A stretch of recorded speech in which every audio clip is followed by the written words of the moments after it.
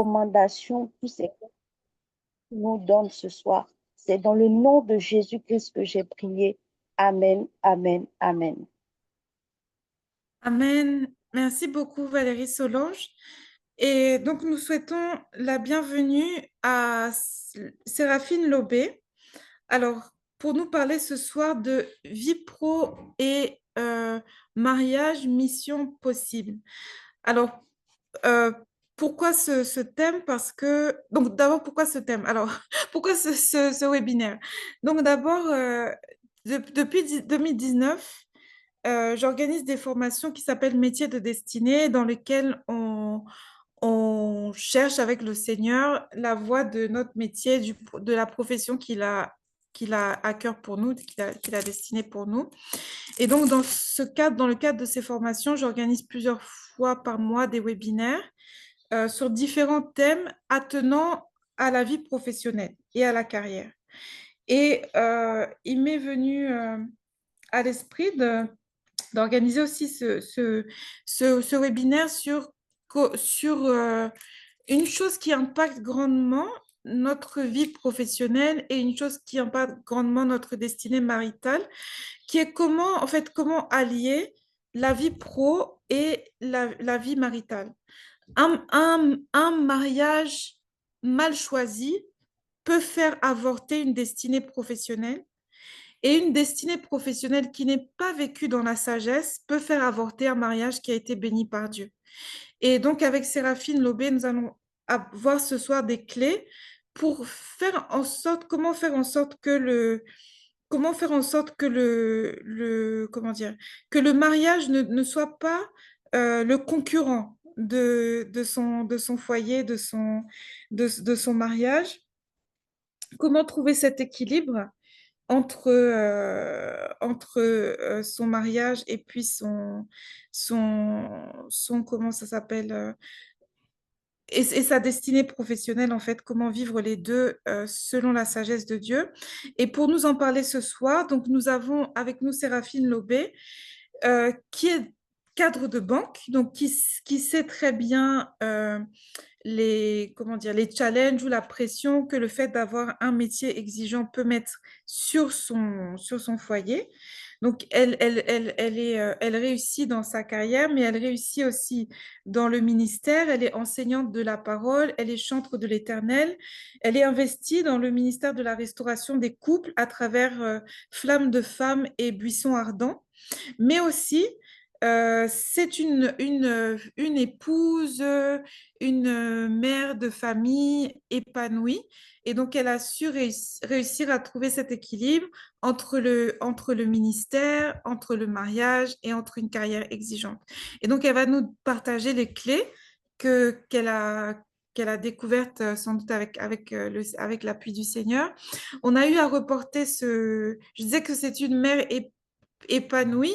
On a eu à reporter cette réunion qui était prévue initialement le 30 août à ce soir parce que la semaine passée, c'était le cococo ou la présentation du fiancé d'une de ses filles. Donc voilà, elle réussit dans le mariage. Elle a réussi pour elle-même et elle réussit aussi à positionner ses filles dans le mariage. Donc écoutons-la avec attention. Et voilà, Madame Lobé, si vous voulez ajouter un mot de présentation sur vous-même avant de rentrer dans le mot de ce soir.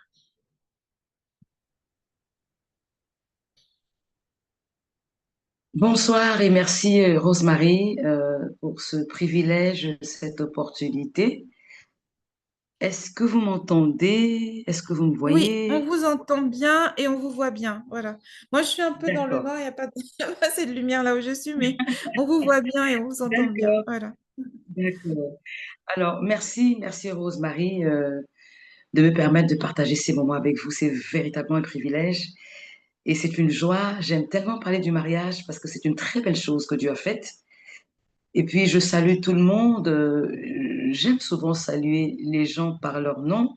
Alors, je dis bonsoir à Noélie, bonsoir à Daniel, bonsoir à Edith, bonsoir à Elfried, Samira, bonsoir à Flore, bonsoir à Hilary, bonsoir à Nathalie, bonsoir à Lucie, bonsoir à Marie Damaris, bonsoir à Muriel, bonsoir à Nathalie, bonsoir à Olga, bonsoir à Pierrette, Bonsoir à Rosine, bonsoir à Valérie Solange, bonsoir à Viviane et à Viviane Zesseux. Et je bénis le Seigneur pour votre présence ce soir. Je prie que le Seigneur nous fasse du bien alors que nous sommes là. Je prie que le Seigneur nous donne des clés. Je prie que le Seigneur nous inspire et que personne ne parte de ce forum étant insatisfaite, étant assoiffée. Je prie que le Seigneur étanche la soif et que le Seigneur nous permette d'expérimenter la joie qu'il a mis dans le mariage, mais également la richesse d'avoir un emploi véritablement qui nous épanouit. Alors, comme le disait Rosemary, nous allons parler d'équilibre vie professionnelle et mariage. Et il faut dire que si je dois ajouter à une présentation ce que je suis encore, c'est que je suis maman de 7 enfants, par la grâce de Dieu.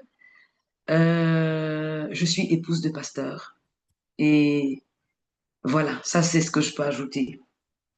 Et quand on parle d'équilibre, lorsque j'ai regardé dans le dictionnaire, j'ai vu que l'équilibre, c'est ce qui est stable en fait. C'est-à-dire que quand on parle d'équilibre, on parle de stabilité. On parle de quelque chose qui ne bascule pas. On parle de quelque chose qui est ferme. On parle de quelque chose qui n'est pas disproportionné. Donc, on a une stabilité, la stabilité entre la vie professionnelle et le mariage. Et d'emblée de jeu, je peux dire que c'est possible. C'est possible parce que moi, je le vis. Et je vais donner plusieurs exemples de ma vie personnelle. J'aime bien, quand je partage avec les femmes, leur donner des exemples pour qu'ils comprennent que c'est possible, que c'est réalisable et parler également de mes challenges parce que j'en ai eu. J'ai eu des challenges dans ma vie professionnelle. Ce n'était pas facile du tout, du tout, du tout, du tout, du tout. Et ce que je peux dire d'entrée de jeu, c'est que le, le travail, c'est une mission divine. Le travail est une mission divine, mais le mariage aussi est une institution divine. Ça veut dire que le travail, tout comme le mariage, ont été établis par Dieu. Donc, ce n'est pas l'homme qui crée le mariage, ce n'est pas l'homme qui crée le travail, c'est Dieu lui-même qui se charge, pendant qu'il crée, d'établir le travail et d'établir le mariage comme une institution divine. Donc, ça fait que ces deux institutions fonctionnent ensemble, travaillent ensemble et vice-versa, s'interchangent pour poursuivre le but de Dieu qui est de manifester sa gloire dans nos vies et dans nos couples. Alors, vous allez voir, par exemple, dans la parole de Dieu, en parlant du travail, Genèse chapitre 2, verset 15 nous dit, l'Éternel Dieu prit l'homme et le plaça dans le jardin pour le cultiver et pour le garder.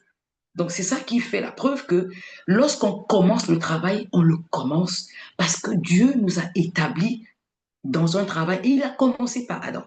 Voilà. Et puis, au niveau du mariage, ce qui est merveilleux, c'est que le Seigneur a dit simplement dans Genèse 2, 18, il n'est pas bon que l'homme soit seul. Je lui ferai une aide semblable. Alors, c'est très important ce passage parce que pour qu'il y ait une interopérabilité entre le mariage et le travail, il faut la notion d'aide et d'unité. Et c'est merveilleux parce que Dieu a pensé à ça. Alors, quand je travaillais sur ce thème, je voyais combien Dieu a pensé à toutes ces choses-là. Et je pouvais glorifier le nom du Seigneur parce que je réalisais encore que tout ce que Dieu fait, bon, Dieu a créé le mariage pour notre bonheur, mais il a créé le travail pour que le travail soit je vais dire quoi? Un tremplin pour notre joie, notre épanouissement et véritablement notre joie. Et donc, le mariage est vu comme une union sacrée, un engagement profond entre deux personnes, mais le travail est comme ce support-là. Ce support, on peut dire, ces rails qui amènent justement le couple, justement, à passer sur ce train et à poursuivre le projet de Dieu, à poursuivre la gloire de Dieu, à vivre la vie de Dieu dans ce mariage. Et donc, ce qui me plaît encore, justement, quand je lis la parole de Dieu, dans Genèse chapitre 2, verset 24, le Seigneur dit, c'est pourquoi l'homme quittera son père et sa mère, s'attachera à sa femme, et ils deviendront une seule chair. Ah, ça, c'est un passage qui est très fort. Et c'est un passage qui véritablement nous recentre dans la question de l'équilibre entre la vie professionnelle et le mariage. S'attacher. Parce que c'est la clé de la réussite, en fait. C'est la clé de l'équilibre. C'est pourquoi l'homme quittera son père et sa mère, s'attachera à sa femme et ils deviendront une seule chair. Alors, j'ai essayé de regarder de façon claire ce que le mot s'attacher signifie. S'attacher à quelqu'un signifie créer un lien affectif durable, profond, avec une personne, en fait, on dit le lien, caractérisé par une confiance, un investissement émotionnel et un désir de proximité. Donc, vous voyez que dans le fait de s'attacher, il y a des éléments qui sont indispensables pour un équilibre entre la vie professionnelle et le travail. S'attacher, c'est-à-dire que lorsque je m'attache à mon mari, je crée un lien affectif, durable, profond, et ce lien qui nous caractérise se manifeste par une confiance, un investissement émotionnel, un désir de proximité. Et ça, c'est tout ce dont on a besoin pour cheminer ensemble. C'est vraiment tout ce dont on a besoin pour cheminer ensemble. Il faut avoir ce lien affectif, ce lien qui ne dure pas un seul instant, mais ce lien qui est profond, ce lien qui est durable. Et il faut avoir cette confiance en l'autre, cet investissement émotionnel qui nous amène tout le temps, chaque fois, à vouloir remplir le réservoir émotionnel de notre conjoint. Et ce désir d'être ensemble. Donc, quand on parle de désir de proximité, c'est que on a envie d'être ensemble. On a envie de passer du temps ensemble. Et je bénissais le Seigneur parce que je réalisais combien, dans le but de Dieu pour le mariage, dans la matérialisation du mariage, le Seigneur avait mis toutes ces choses-là. L'attachement, l'affection, la confiance, l'investissement émotionnel, le désir d'être ensemble, de passer du temps ensemble, de se comprendre, de remplir le réservoir émotionnel de l'autre. Et c'est des points qui sont essentiels, véritablement, pour cet équilibre-là. Et il y a également Éphésiens 5, verset 5 qui nous dit, Marie, aimez vos femmes comme Christ a aimé l'Église et s'est sacrifié pour elle. Ça aussi, c'est un verset très important et que les conjoints devraient absolument comprendre, creuser, se l'approprier pour vivre un mariage associé à une carrière professionnelle vraiment épanouie. Ça veut dire quoi? Ça veut dire que le mari aime sa femme, mais il ne l'aime pas comme lui, il pense qu'il doit l'aimer. Il ne l'aime pas comme il se donne l'image d'un amour, mais il l'aime de manière sacrificielle. Et quand on parle de sacrifice, Dieu seul sait combien on a besoin de faire des sacrifices dans nos vies professionnelles.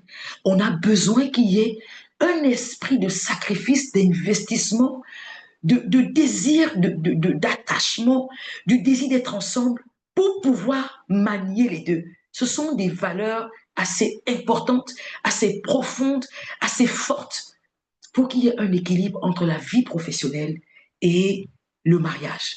Et donc, quand je lisais ça, je disais, waouh, Seigneur, tu es merveilleux. Parce qu'en fait, dans ton plan pour le mariage, tu as prévu ça. Tu as prévu qu'il y aura des couacs et il faut des sacrifices. Tu as prévu qu'à un moment donné, il y aura des bobos. Il faut qu'il y ait cette proximité. Tu as prévu à un moment donné qu'il y aura de l'amertume, de l'aigreur. Il faut qu'il y ait un investissement émotionnel. Tu as prévu à un moment donné qu'on peut en vouloir abandonner, on peut vouloir se décourager. Et tu as prévu véritablement un attachement, un lien affectif durable et profond. Et ça, c'est merveilleux. Donc, si on peut dire, on va dire simplement que Dieu a voulu véritablement que l'homme travaille, mais pas seul. Il a voulu que l'homme travaille, mais pas seul. Parce qu'il a dit, il n'est pas bon que l'homme soit seul. Je lui ferai une aide semblable. Donc, Dieu a voulu que l'homme travaille, mais il n'a pas voulu que l'homme travaille seul. Il a créé la femme pour qu'ils puissent vivre ensemble, l'homme en tant que leader, la femme en tant qu'aide pour affermir le leadership. Et puis dans tout ça, dans une complémentarité, dans un projet commun. Parce que qu'est-ce qu'il a dit? Il dit, il n'est pas bon que l'homme soit seul. Je lui ferai une aide semblable. Ce qui est merveilleux, c'est qu'en fait, qu'est-ce qui se passe? C'est que la Bible dit encore, Dieu les bénit et Dieu leur dit, allez, soyez féconds, multipliez, assujettissez, dominez. Donc vous voyez que quand Dieu met l'homme et la femme ensemble, il leur donne le projet, la mission, une mission professionnelle de, de dominer, de multiplier, d'assujettir, de cultiver, de fructifier. De Dieu, ce que le Seigneur fait, en réalité, c'est que il les marie, et quand il les marie, qu'est-ce qu'il fait? Il leur dit, ben, allez, maintenant, allez fructifier, allez dominer, allez assujettir. En fait, il y a un mandat de richesse, de domination. Il y a un mandat, Dieu nous envoie conquérir le monde. Il nous envoie véritablement dans la prospérité des mains qu'il a bénies. Parce qu'il commence par bénir, il les met ensemble et il leur dit, allez. Donc vous voyez que Dieu a prévu un équilibre parfait. Mais quand j'ai regardé ce passage, j'ai dit, mais attends, avant de faire tout ça, Dieu les a quand même bénis. Ça veut dire que le premier élément important, c'est que nous ayons la bénédiction de Dieu.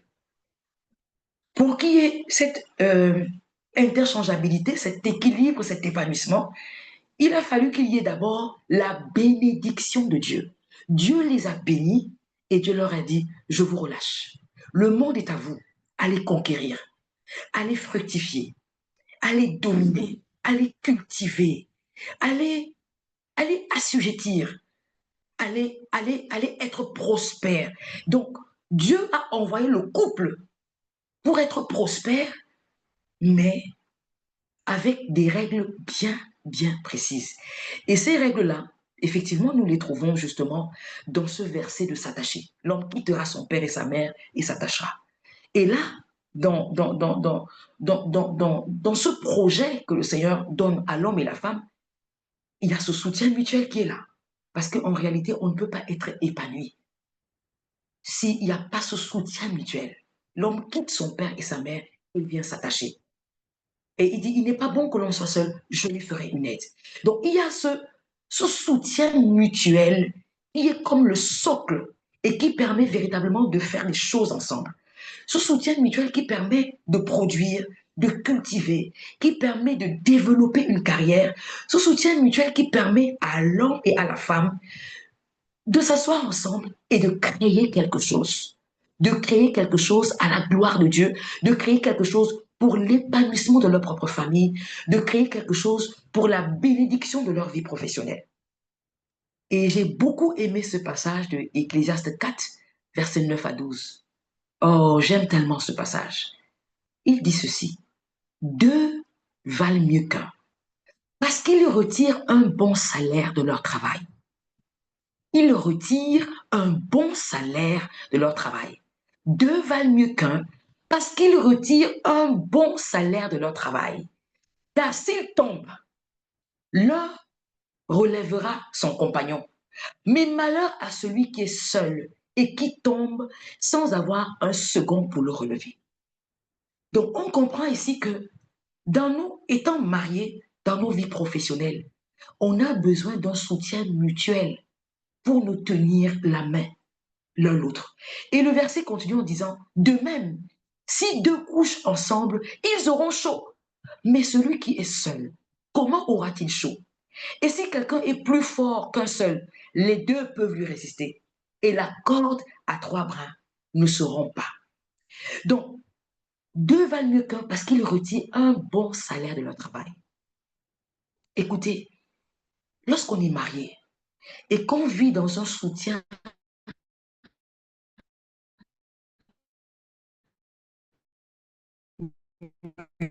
mutuel et qu'on vit étant attaché, rien ne peut nous ébranler. Rien et rien ne pourra nous ébranler parce qu'on est attachés ensemble. Et on a compris que deux valent mieux qu'un.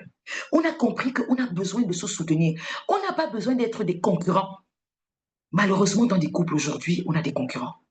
On a des couples qui sont jaloux l'un l'autre. C'est-à-dire que il faut qu'on se dise la vérité. Dieu, en chacun des couples, a déposé des capacités intellectuelles. Et puis, il arrive que le Seigneur permette que la femme, dans son foyer, ait des opportunités d'emploi assez généreuses, assez mieux rémunérées que celles de son mari. Et ça arrive. Et ça, c'est Dieu qui le fait. Mais lorsqu'on a la notion d'attachement et de soutien et de support mutuel, en réalité, il ne devrait même pas avoir de problème.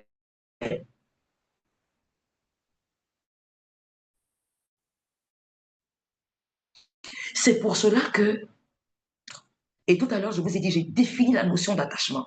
Est-ce qu'on est attaché l'un l'autre? Parce que lorsqu'on est attaché l'un l'autre, alors, les bénédictions de la femme, c'est les bénédictions de la maison.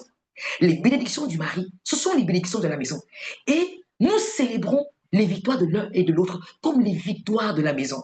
Donc, ce n'est pas genre, c'est moi, je suis cadre, je suis ceci, je suis directeur. Bref, ce n'est pas un terrain de concurrence. Ce n'est pas un terrain de rivalité. Ce n'est pas un terrain, euh, je vais dire quoi, où on cherche à se faire prévaloir par rapport à l'autre. Un terrain de jalousie où lorsqu'on voit le succès de l'autre, on se dit c'est elle qui est vue, alors c'est lui qui est vu, on ne me voit pas, ou alors je n'apparais pas, je n'apporte rien, je ne suis rien. Dans la notion du mariage pour Dieu, c'est le couple qui gagne. Le couple gagne lorsque le mari a des victoires. Le couple gagne lorsque la femme a des victoires. Le couple pleure ensemble lorsque la femme ou le mari a un échec.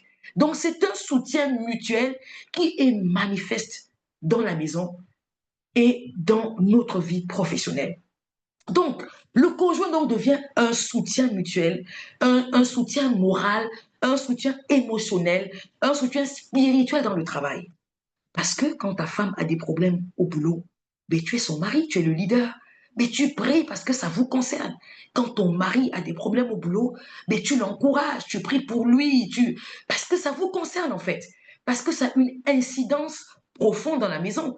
Et donc, quand on parle de soutien mutuel, ça nous conduit aussi dans la complémentarité des rôles. Parce que dans Proverbe 31, le Seigneur parle de la femme, la femme vertueuse, qui elle aussi s'investit dans la maison. Donc, il n'y a pas de concurrence et de rivalité, parce que même si tu ne travailles pas dans un bureau, mais tu es à la maison. Tu t'occupes des enfants. Et ça, moi, je dis souvent aux femmes, vous êtes des ministres de l'Intérieur. Donc, il n'y a pas de raison de dire que oui, mais moi, je suis à la maison, c'est lui qui travaille, c'est lui qui sort, il va au bureau. Et puis, les rivalités commencent parce que toi, tu es à la maison, tu as l'impression que tu ne vaux rien, tu ne sers à rien, simplement. Mais non, c'est une complémentarité dans les rôles. Pendant que tu es à la maison, tu es le ministre de l'Intérieur, tu es le ministre de la femme. Et donc, tu t'occupes de la maison. Proverbe 31 dit que la femme vertueuse gère la maison, travaille de ses mains, négocie, soutient. Vous voyez un peu. Donc, le travail n'est pas séparé du foyer. Il est vu comme un moyen d'honorer Dieu et de bénir sa famille. Et l'homme comme la femme devraient avoir ce soutien mutuel-là pour canaliser le projet que Dieu leur a confié.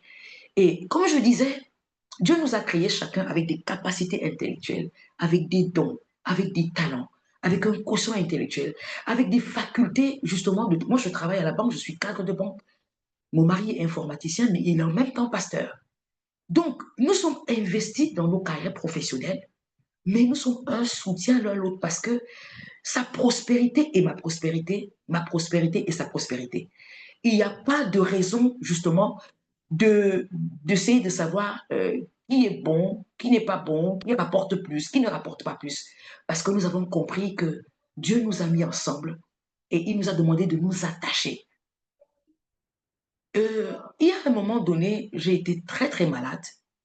J'ai été véritablement malade et mon état de santé a véritablement affecté la maison. Parce que c'était un problème spirituel au bureau, mais ce problème m'a véritablement affecté sur le plan professionnel. J'allais au travail étant malade parce que j'avais peur de perdre mon emploi aussi. Je rentrais le soir épuisée, aigrie, amère, blessée parce que je vivais tellement d'injustice dans ma vie professionnelle, tellement d'injustice. Et ça fait que quand je rentrais le soir à la maison, je n'avais pas envie de parler. Je rentrais épuisée, fatiguée d'avoir vu tellement d'injustice, d'avoir vu tellement de choses. Une des choses qui nous a aidés, c'était le dialogue. On communiquait beaucoup. Et on avait appris à parler et à parler de toutes nos blessures. à parler de nos échecs, à parler de nos blessures. Bref, on se disait tout.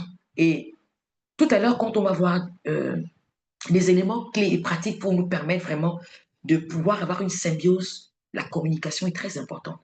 Donc, on parlait beaucoup, mais j'étais tellement blessée et meurtrie que parfois, je n'avais pas la force de parler.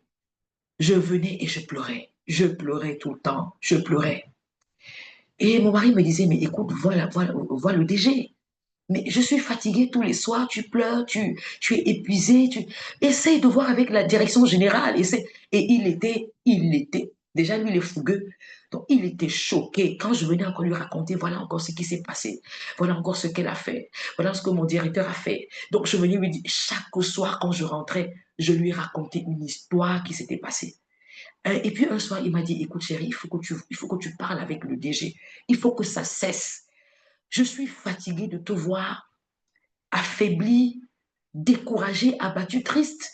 Quand tu rentres le soir, mais on n'arrivait plus à avoir une vie sexuelle épanouissante parce que je n'avais même plus la force de faire l'amour avec mon mari parce que j'avais une cervicalgie, j'avais une lombo-sciatique, j'avais une hypertension, j'avais une arythmie cardiaque sévère, j'avais tellement de choses.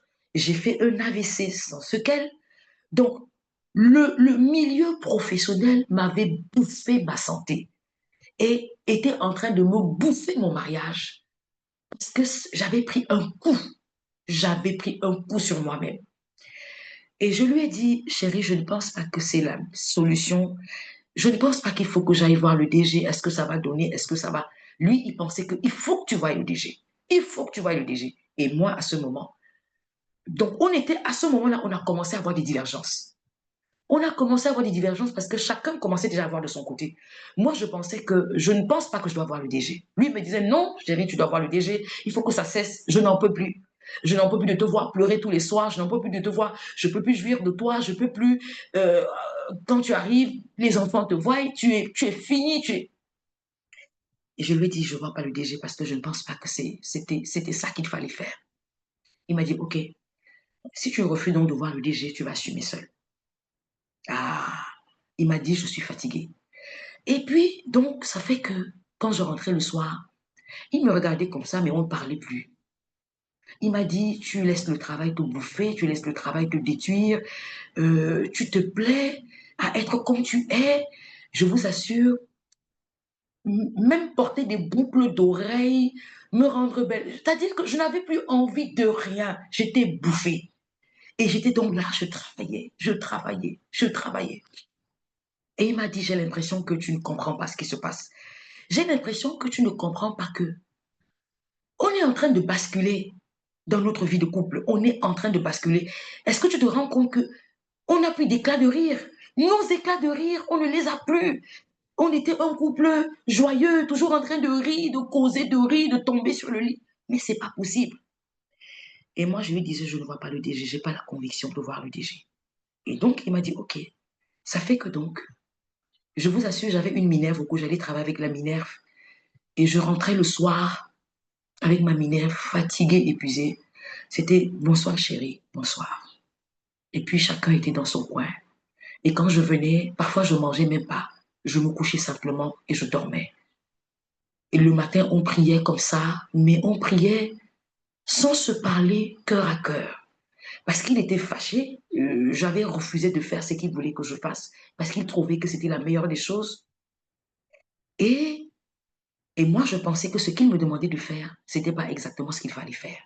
Et donc, chacun est resté dans son coin. J'avais maigri. Et à un moment donné, il fallait que j'aille me faire soigner parce que je devais aller me faire soigner. Je devais avoir des séances de kiné, je devais voir le cardiologue et tout. Donc, j'ai pris des congés et je voulais plus rester à la maison parce que l'atmosphère de la maison n'allait même pas me permettre donc, j'ai dit, je vais me soigner. Et donc, c'est là où il y a eu ce déclic. Donc, ce matin-là, à l'église, je me suis levée et puis je disais au revoir à l'église parce que je devais aller me faire soigner pour, je crois que c'était 2 ou 3 semaines. J'avais choisi vraiment d'aller me faire mes soins ailleurs parce que j'avais besoin de prendre le recul sur moi-même, j'avais besoin de rester seule, j'avais besoin. Et ce matin-là, On m'a donné la parole. Et le soir, quand on rentre, mon mari me dit, il avait des larmes aux yeux parce il s'est rendu compte que j'avais tellement maigri. Il me dit, mince, j'avais maigri. Et il m'a dit le soir, chérie, quand je t'ai vue, je me suis rendu compte que tes habits même étaient, c'est-à-dire tu étais, il s'est dit, mince, ça c'est ma femme, il dit, tu avais maigri. Je regardais ton visage, cette femme joyeuse, cette femme rayonnante, je ne la voyais plus. Il me dit, je suis restée, mais là mon collègue, je dis, mais qu'est-ce qu'elle est devenue? Et ce soir-là, il m'a demandé pardon, il m'a dit, chérie, je te demande pardon parce que en fait, je me suis cantonnée sur ma position de ce que tu dois voir la DG. Et je t'ai laissé mourir à petit feu. Je t'ai laissé porter cette charge, cette douleur. Et aujourd'hui, je réalise qu'en fait, je t'ai enfoncé. Et on s'est mis ensemble, on s'est tenu les bras, on a prié. J'ai tellement pleuré ce soir-là. Et il m'a accompagné. Et il m'a accompagné quand même pour prendre mes soins. Il a décidé de faire 2 jours avec moi parce qu'il devait travailler. On a voyagé ensemble, on est parti. Et le fait, je l'explique pour parler du soutien mutuel. Lorsqu'on n'est pas soutenu, on peut être en train de mourir. C'est-à-dire que tu vas travailler, mais tu meurs en fait. Tu meurs, tu rentres le soir, tu meurs. Il n'y a plus rien. Et ce soir-là, il a demandé pardon au Seigneur parce que le fait que je n'avais pas fait ce qu'il voulait que je fasse, il m'avait laissé mourir dans ma vie professionnelle, dans tout ce que j'avais comme épreuve, comme douleur dans ma vie professionnelle, parce que je vous raconte que tout ce que je vivais là, sur le plan de la santé, venait exactement de ma vie professionnelle. Vous vous souvenez, je vous ai dit que j'avais fait un AVC, j'ai fait un AIT, un accident ischémique transitoire. C'était compliqué. J'avais des tensions de 22. J'avais des tensions de 22, j'étais tout le temps malade. Et ce soir-là, il a dit, chérie, pardonne-moi. Pardonne-moi parce que je me suis focalisée dans ce que je voulais. Je t'ai laissé mourir. Ce soir-là, j'ai pleuré, pleuré, pleuré. Et il m'a dit, en revenant de tes soins, il faut que tu aies pris du poids. Il faut que tu aies pris du poids. Et je suis partie. Le fait qu'on se soit tenu les mains, qu'on ait prié ensemble, a créé une symbiose. Alors, une symbiose entre nous, il y a de l'écho. Une symbiose est née entre nous et j'ai commencé à revivre, en fait. J'ai commencé à revivre. Et je suis allée me soigner, je suis revenue toute joyeuse, toute radieuse. Et vous savez ce qui s'est passé? Je n'ai pas vu la direction générale. Elle m'a simplement changé de département. Quand je suis revenue, elle m'a changé de département. Et donc, je suis allée dans un département beaucoup plus agréable qui me permettait véritablement de faire autre chose, d'être épanouie. Donc, on m'a changé de directeur. Donc, vous voyez que le fait véritablement de se soutenir, d'être avec l'autre, de comprendre l'autre, d'assister l'autre dans ses guerres, dans ses batailles professionnelles, peuvent permettre justement qu'il y ait un équilibre. Parfois, on vit des batailles dans nos milieux professionnels, pas forcément parce qu'on les veut. Hier, je partageais avec un de mes fils qui m'a dit, il est directeur dans son entreprise, il m'a dit, maman, tu sais, je vais démissionner. Je lui ai dit pourquoi. Il est directeur de production dans son entreprise, il a une voiture, une très belle voiture de service. Il me dit, je suis très bien payé, mais je ne vois pas mes enfants, je ne vois pas ma femme. Il me dit, je ne vois plus mes enfants, je ne vois plus ma femme. On n'a plus d'échange, on n'a plus de partage. J'ai beaucoup d'argent, j'ai une belle voiture. Bref, j'ai une belle carrière. Mais je travaille parfois les dimanches, je travaille les samedis. Mes enfants ne me voient pas. Et il me dit, je ne peux pas continuer comme ça. Je suis en train de payer un prix inutile. Il me dit, je préfère me mettre à mon propre compte, pouvoir arrêter quand je veux, mais pouvoir être avec ma famille, avoir du temps pour ma famille, avoir du temps avec ma famille. Et je lui ai dit, tu sais, c'est une très bonne chose, parce qu'il faut prioriser sa famille. Alors, ce qui permet un épanouissement véritable dans une vie de couple pendant qu'on travaille, c'est prioriser son couple. C'est ne pas être à la recherche absolument d'un gain, absolument d'une position. Oui, parfois on est carriériste, mais on est carriériste au prix de l'épanouissement de sa famille, au prix d'une vie de famille vraiment épanouie. Et toutes ces choses-là, on ne peut pas. Et là, Ecclésiaste nous dit, Ecclésiaste chapitre 2, versets 22 à 23, qui dit ceci: que revient-il en effet à l'homme de tout son travail et de la préoccupation de son cœur, objet de ses fatigues sous le soleil? Tous ses jours ne sont que douleur et son partage n'est que chagrin. Même la nuit, son cœur ne se repose pas. C'est encore là une vanité. Donc, on est parfois en train de courir l'excès de travail qui brise le mariage, l'excès de travail qui détruit le mariage, l'excès de travail qui amène une vie de couple épanouie à une vie de couple morose. Et donc, ça, c'est des déséquilibres qui amènent justement totalement un mariage qui commence à mourir. Vous voyez un peu? Donc, il y a un excès de travail parfois qui nous amène à ne plus avoir une vie de couple épanouie. On travaille tous les jours. Vous savez qu'il y a des personnes qui... Il y a des collègues, moi je leur ai dit ça. Quand je vois des collègues travailler beaucoup, je leur dis, écoutez, vous donnez l'impression que vous travaillez tellement, mais j'ai l'impression qu'en fait, tu fuis l'atmosphère de ta maison. Il y a des hommes qui passent le temps au bureau pendant de longues heures parce qu'ils veulent rentrer et dormir. En fait, il n'y a pas de paix à la maison, il n'y a pas de joie à la maison. Et pour lui, il se dit, vraiment, je préfère travailler. Et donc, quand on les voit au bureau, on leur donne des mentions. Waouh, vraiment, c'est des gars sérieux, c'est des gars qui bossent, ils ont des carrières florissantes, voilà, ils ont des primes et tout ça. Mais en réalité, ils passent de longues heures au travail parce qu'ils fuient l'atmosphère de la maison. Il n'y a pas de joie à la maison, il n'y a pas de paix à la maison. Et il se dit, autant mieux noyer mes soucis dans le travail, autant mieux, bref, m'abandonner totalement au travail et venir et dormir. Ça aussi, ça ne vient pas de Dieu parce que ce n'est pas ce à quoi Dieu nous a appelés. Dieu ne nous a pas appelés à fuir la vie de couple, la vie familiale pour se réfugier dans le travail parce que ça ne marche pas. Et Dieu ne nous a pas également appelés à nous investir tellement pour avoir de l'argent en négligeant sa vie de famille. Nous nous souvenons qu'il a dit à l'homme et la femme, c'est-à-dire il les a mis ensemble, il a dit, allez.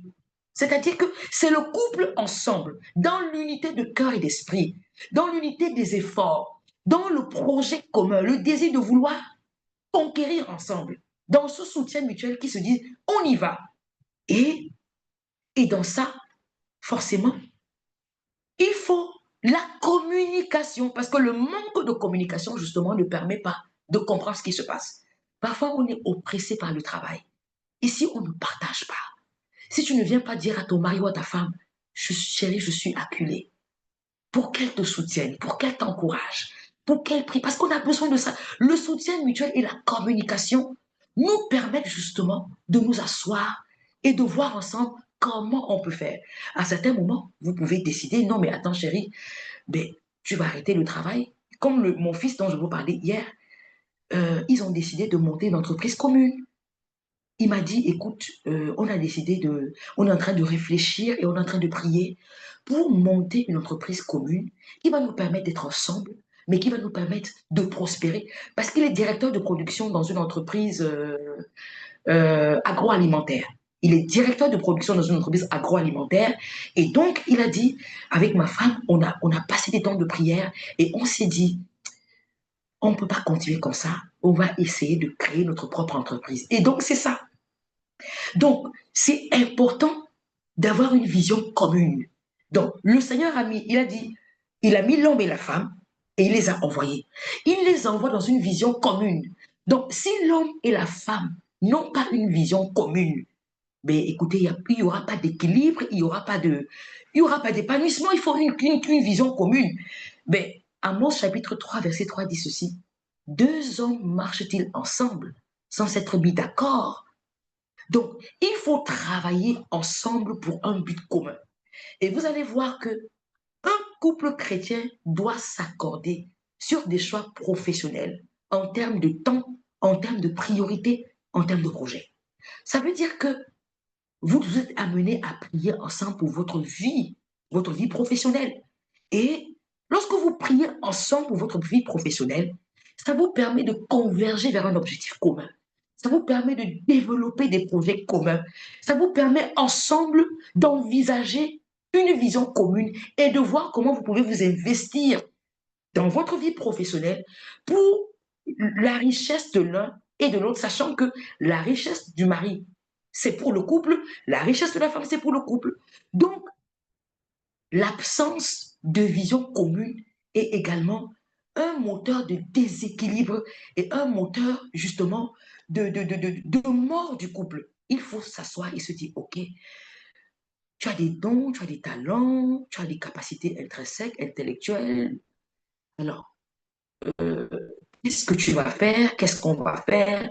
Chaque fois que tu veux postuler un emploi, mais vous le faites ensemble, voilà chérie, j'ai envie de postuler à tel poste, j'ai envie de faire ci, j'ai envie de faire ça, et vous vous asseyez ensemble. Et dans le soutien mutuel, dans le fait que vous soyez attachés, dans le fait que ta femme soit une aide et que vous soyez des supports mutuels. Alors, vous voyez ensemble, oui, voilà ce poste, je pense que tu peux le faire, je pense que tu as les capacités. Et puis, mais est-ce que tu auras suffisamment de temps? Est-ce que ça va te laisser suffisamment de temps? Est-ce que ce poste ne va pas briser la communion de la famille? Donc, c'est des choses que le mari et la femme devraient voir ensemble. Chaque fois que vous voulez postuler, chaque fois que vous voulez avoir une position au-dessus, on ne nous empêche pas d'être carriéristes, mais dans le but de poursuivre une carrière, il y a des incidences et des conséquences. Et vous devez le voir ensemble. Votre vision commune devrait permettre que vous-même, vous puissiez identifier quelles seront les conséquences de ce nouveau poste. Quelles seront les incidences de ce nouveau poste dans la vie des enfants, dans la vie familiale, dans notre vie de couple? C'est ensemble qu'on le voit. Et la communication est très importante. Parce qu'en fait, lorsque vous communiquez, lorsque vous parlez, ça vous permet d'avoir vous-même une vision beaucoup plus large. Parce que moi, je peux voir que non, je vais être directeur de la conformité parce que je travaille dans le domaine de la conformité bancaire. Ou je vais être directeur, je vais être directeur. Mais qu'est-ce que ça coûte être directeur? J'ai mon ministère de femme. Je suis épouse de pasteur. Je suis maman d'enfant. Qu'est-ce que ça me coûte d'être directeur?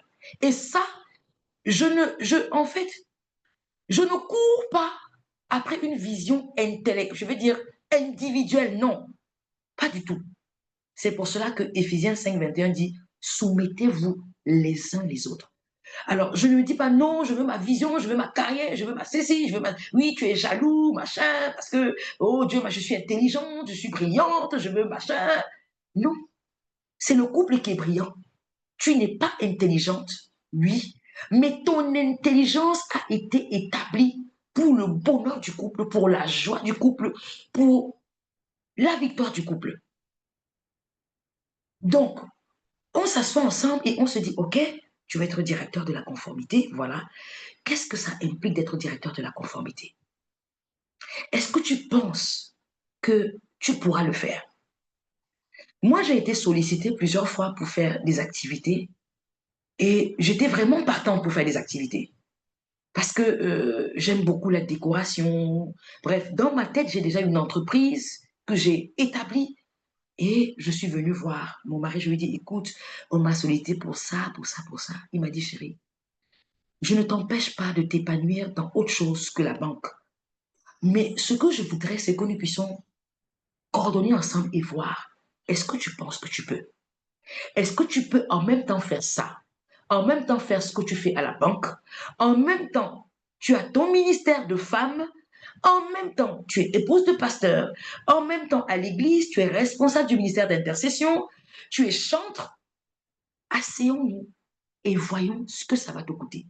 Donc, c'est pour dire que, en tant que couple, dans nos différentes carrières, on doit s'asseoir ensemble et évaluer ce que ça va nous coûter de décrocher telle carrière, de décrocher tel poste et véritablement de pouvoir faire face de manière épanouie sans briser la vie du couple, sans briser la joie du couple. Mais tout de même en respectant ce que Dieu a déposé en l'autre. C'est très important. Il faut respecter ce que Dieu a déposé en l'autre. Le fait de vouloir ensemble avoir une vision commune dans la bénédiction financière ne doit pas nous amener à éteindre les génies, les dons et les talents que Dieu nous a donnés mutuellement. Parce que parfois aussi, la Bible dit que le cœur de l'homme est méchant et tortueux. Il ne faut pas éteindre ce que Dieu a mis en l'autre. Parfois, ce n'est pas le bon moment. C'est-à-dire que Dieu peut avoir mis des choses en moi, mais ce n'est pas le bon moment parce que les enfants sont encore petits. Les enfants sont petits et on se rend compte que ça va détruire la vie de famille. Mais ne pas dire à son époux, à son épouse, non, tu ne peux pas faire ça, et bloquer, non, non, non, non. Non, il faut consulter le Seigneur pour savoir quelle est la volonté de Dieu dans tout ce qu'il faut faire. Parce qu'il faut chercher un équilibre. Il faut tout de même avoir un équilibre et il faut chercher un équilibre. Et puis aussi, il est très important de se dire que mon conjoint est mon allié, mon conjoint est mon partenaire, mon conjoint, en fait, c'est mon arme de guerre. Donc, je ne viens pas, mon conjoint n'est pas mon ennemi.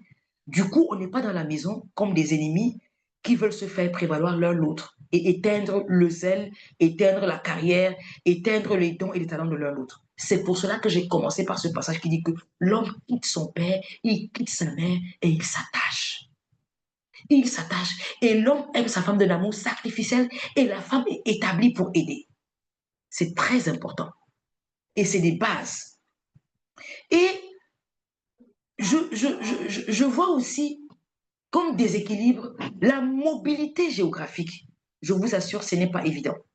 Ce n'est pas évident, la mobilité géographique. Moi, je connais des familles qui souffrent énormément parce que, en réalité, le mari travaille d'un côté, la femme travaille dans une autre ville, le mari travaille dans un pays autre. Et c'est difficile à un moment donné. J'ai une amie un jour qui m'a dit, je n'en peux plus. Elle m'a appelée, elle s'est mise à pleurer, elle m'a dit, je n'en peux plus. Je n'en peux plus de gérer la maison avec les enfants seuls. Je n'en peux plus, je n'en peux plus, je n'en peux plus. Parce que lui, il était de l'autre côté, elle était dans un autre pays. Mais pourtant, ça rapportait gros. Hein? Ah, mais ça rapportait gros. Ça rapportait gros. Le mari est carrément un très gros directeur, mais qui a été affecté à l'autre bout du monde. Et elle est avec les enfants. Il lui envoyait pratiquement 1 à 2 millions par mois. Donc, elle ne manquait de rien. Mais elle disait, Séraphine, je n'arrive même plus à voir la bénédiction que Dieu nous a faite financièrement parce que je suis seule. Vous voyez que quand c'est comme ça, mais vous n'avez pas de temps ensemble. Vous n'avez plus de temps ensemble. Oui, on se parle au téléphone, mais ce n'est pas ça. Elle me dit, à des moments, je suis dans mon lit, je pleure parce que je veux serrer mon mari dans ses bras. Parce que je veux me réveiller et voir que mon mari est là, aller faire les courses avec lui, amener les enfants à l'école. Bref, je veux être en causée, mettre ma tête sous son oreiller, mais il est à l'autre bout. Et il vient tous les 6 mois. Elle me dit, je n'en peux plus, je n'arrive même plus à apprécier la bénédiction que Dieu nous a faite. Donc vous voyez que la mobilité géographique aussi est un déséquilibre dans l'épanouissement. Le fait qu'on ait des horaires tellement chargés, des déplacements fréquents, on est tout le temps en mission, entre 2 avions, ou alors on est sur la route. Donc à un moment donné, ça fait mal parce que les enfants eux-mêmes ne voient pas leur papa. Et je vous assure, les enfants qui n'ont pas grandi sous l'autorité parentale, surtout sous l'autorité du père, ils ne supportent pas l'autorité. Vous allez voir, les enfants qui sont parfois rebelles, qui refusent l'autorité, qui ne respectent pas l'autorité, que ce soit à l'école, que ce soit avec des parents et même à l'église, c'est parfois des enfants qui n'ont pas grandi sous l'autorité parentale. C'est-à-dire le père n'était pas là. La maman et le père et la mère, et à un moment donné, elle craque. Et pendant qu'elle craque, elle déverse tout sur les enfants. Donc les enfants se nourrissent de cris, d'amertume, de pleurs, parce que la maman n'en peut plus. Donc ça aussi, le fait d'avoir une mobilité géographique importante, le fait de travailler de manière tardive ou alors d'être entre 2 avions, ça aussi c'est un déséquilibre véritable. Et il y a également l'incompatibilité des valeurs. Vous n'avez pas les mêmes valeurs. toi, la maman ou le papa, vous avez les valeurs de la famille, mais le conjoint n'a pas les mêmes valeurs. Pour lui, il court après la carrière, il court après sa notoriété, il est dans le domaine des performances et pour lui, il veut être performant parce que c'est un nom au milieu des amis. Lui, je suis directeur, je suis ceci, mais au profit de quoi? Quel est le prix qu'on paye? Donc, quand on n'a pas les mêmes valeurs, un des conjoints n'a pas la valeur de famille, un des conjoints n'a pas la valeur de la discipline, la valeur de l'éducation des enfants et de la consolidation des valeurs familiales, il court après ses performances, performances professionnelles, performances financières. On n'a pas les mêmes valeurs. Du coup, ben, tu es seul dans ton film. D'accord? Et on sacrifie la famille au profit d'une carrière. Il y a également le stress et la fatigue, la pression liée à la carrière. Et ça, moi, je l'ai eu. Je vais vous expliquer. J'avais un stress pas possible. Parce que quand on te nomme à un nouveau poste, il faut que tu fasses tes preuves. Mais ce que j'ai fait, c'était chaque fois que je rentrais, je disais à mon mari, chérie, je n'arrive même pas à faire, je ne comprends pas parce que moi, je n'ai pas fait la conformité à l'école et tout. Voilà, je me retrouve au département de conformité. Il faut comprendre le système, il faut comprendre un certain nombre de choses, le blanchiment des capitaux, l'éveil réglementaire et les règlements. Il faut apprendre les règlements. Et donc, je restais parfois tard parce qu'il faut que je comprenne. Il faut que... Mais je venais dire à mon mari, chérie, je ne comprends pas si. Et on priait ensemble. Il m'imposait les mains. Seigneur, donne-lui la sagesse, donne-lui l'intelligence, ouvre son intelligence. Et donc, lorsqu'il y a des saisons pendant lesquelles on a une pression assez forte sur le plan professionnel, il faut en parler. C'est important d'en parler. Parce que si on n'en parle pas, l'autre commence à avoir le cœur rongé, l'autre commence à avoir le cœur amer. Il faut absolument en parler. Lorsque tu te rends compte que, voilà, on a conseil d'administration et nous, par exemple, à la conformité, nous sommes chargés de faire le suivi des points réglementaires, le suivi des points, des actions correctives des différents départements. Et chaque fois qu'il y a conseil d'administration, nous sommes fortement interpellés parce qu'il faut suivre les points, les actions correctives. Et donc, on travaille très tard parce qu'il faut rédiger le rapport annuel. Et là, c'est des saisons justement où je suis fortement interpellée. Et là, je lui dis, chérie, alors voilà donc la saison où je suis fortement interpellée. Je parle de la communication, je parle avec lui, je lui dis, voilà, voilà, voilà. Et on se met ensemble on se tient les mains et on prie, on prie, on prie, on prie. Et parfois, à midi, il m'appelle, beaucoup de courage, il m'envoie des messages. Beaucoup de courage, comment ça se passe? Est-ce que tu parviens? Tu as fini le rapport? Parfois, je vous assure, c'est même lui qui m'aide. Il y a des rapports que je dois faire avec tellement de tableaux et d'analyses. Et comme il est un informaticien vraiment assez doué dans ces choses-là, il me dit non, envoie-moi tes rapports. Envoie-moi les chiffres, envoie-moi les données. Je vous assure, pendant que je suis en train de m'occuper d'autre chose, lui-même, il me dit, voilà, il sort les tableaux, il sort les analyses et il me dit, regarde ce que j'ai fait, est-ce que c'est ça? Je dis, oui, super, c'est ça. Je lui dis, voilà, j'ai un rapport à faire, je suis occupée. Il me dit, non, t'inquiète pas, envoie-moi les rapports, envoie-moi ci. Donc, vous voyez le soutien mutuel, le support mutuel. Et donc, pendant que je suis au bureau, je travaille. Je me rappelle qu'il y a une fois, le régulateur était venu et on devait faire des rapports sur 2 ans sur l'utilisation des cartes. Et c'était compliqué. Et donc, je suis revenue avec mon laptop et je lui ai dit, voilà ce que je veux, voilà ce que je veux, voilà ce que je veux, voilà ce que je veux. Ah, il s'est assis un matin, toute une journée. Il m'a produit exactement ce que je voulais. Et pendant ce temps, j'étais au bureau, je faisais autre chose.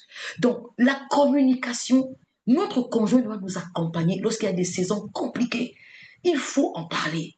Il faut en parler à l'autre et il faut se mettre ensemble pour prier, non seulement pour être un support émotionnel, un support spirituel, un support affectif, mais il faudrait, lorsqu'on peut, lui donner un coup de main pour lui dire que, mais chérie, comment je peux t'aider? Est-ce que je peux t'aider à compter ci? Est-ce que je peux t'aider à compter ça? Voilà quoi. Donc, c'est ça. Et l'autre déséquilibre aussi qui arrive souvent, c'est les priorités. Lorsque le travail, les priorités déséquilibrées, lorsque le travail devient une priorité absolue. Alors là, ça fait que justement, c'est des conflits qui naissent. Parce que les ambitions professionnelles peuvent provoquer des conflits si elles ne sont pas partagées. Nos ambitions professionnelles doivent être partagées. Et même quand mon conjoint ne comprend pas mes ambitions professionnelles, je dois être patiente. Je ne dois pas l'obliger à comprendre mes ambitions professionnelles. Je devrais être patiente et prier pour que la Bible dit que c'est le Saint-Esprit qui crée le vouloir et le faire. Priez pour que le Saint-Esprit ouvre ses yeux, ouvre son entendement pour qu'il comprenne mes ambitions. Mais moi-même, je me dois de lui en parler. Ce n'est pas la guerre, ce n'est pas la force, c'est pas l'obligation.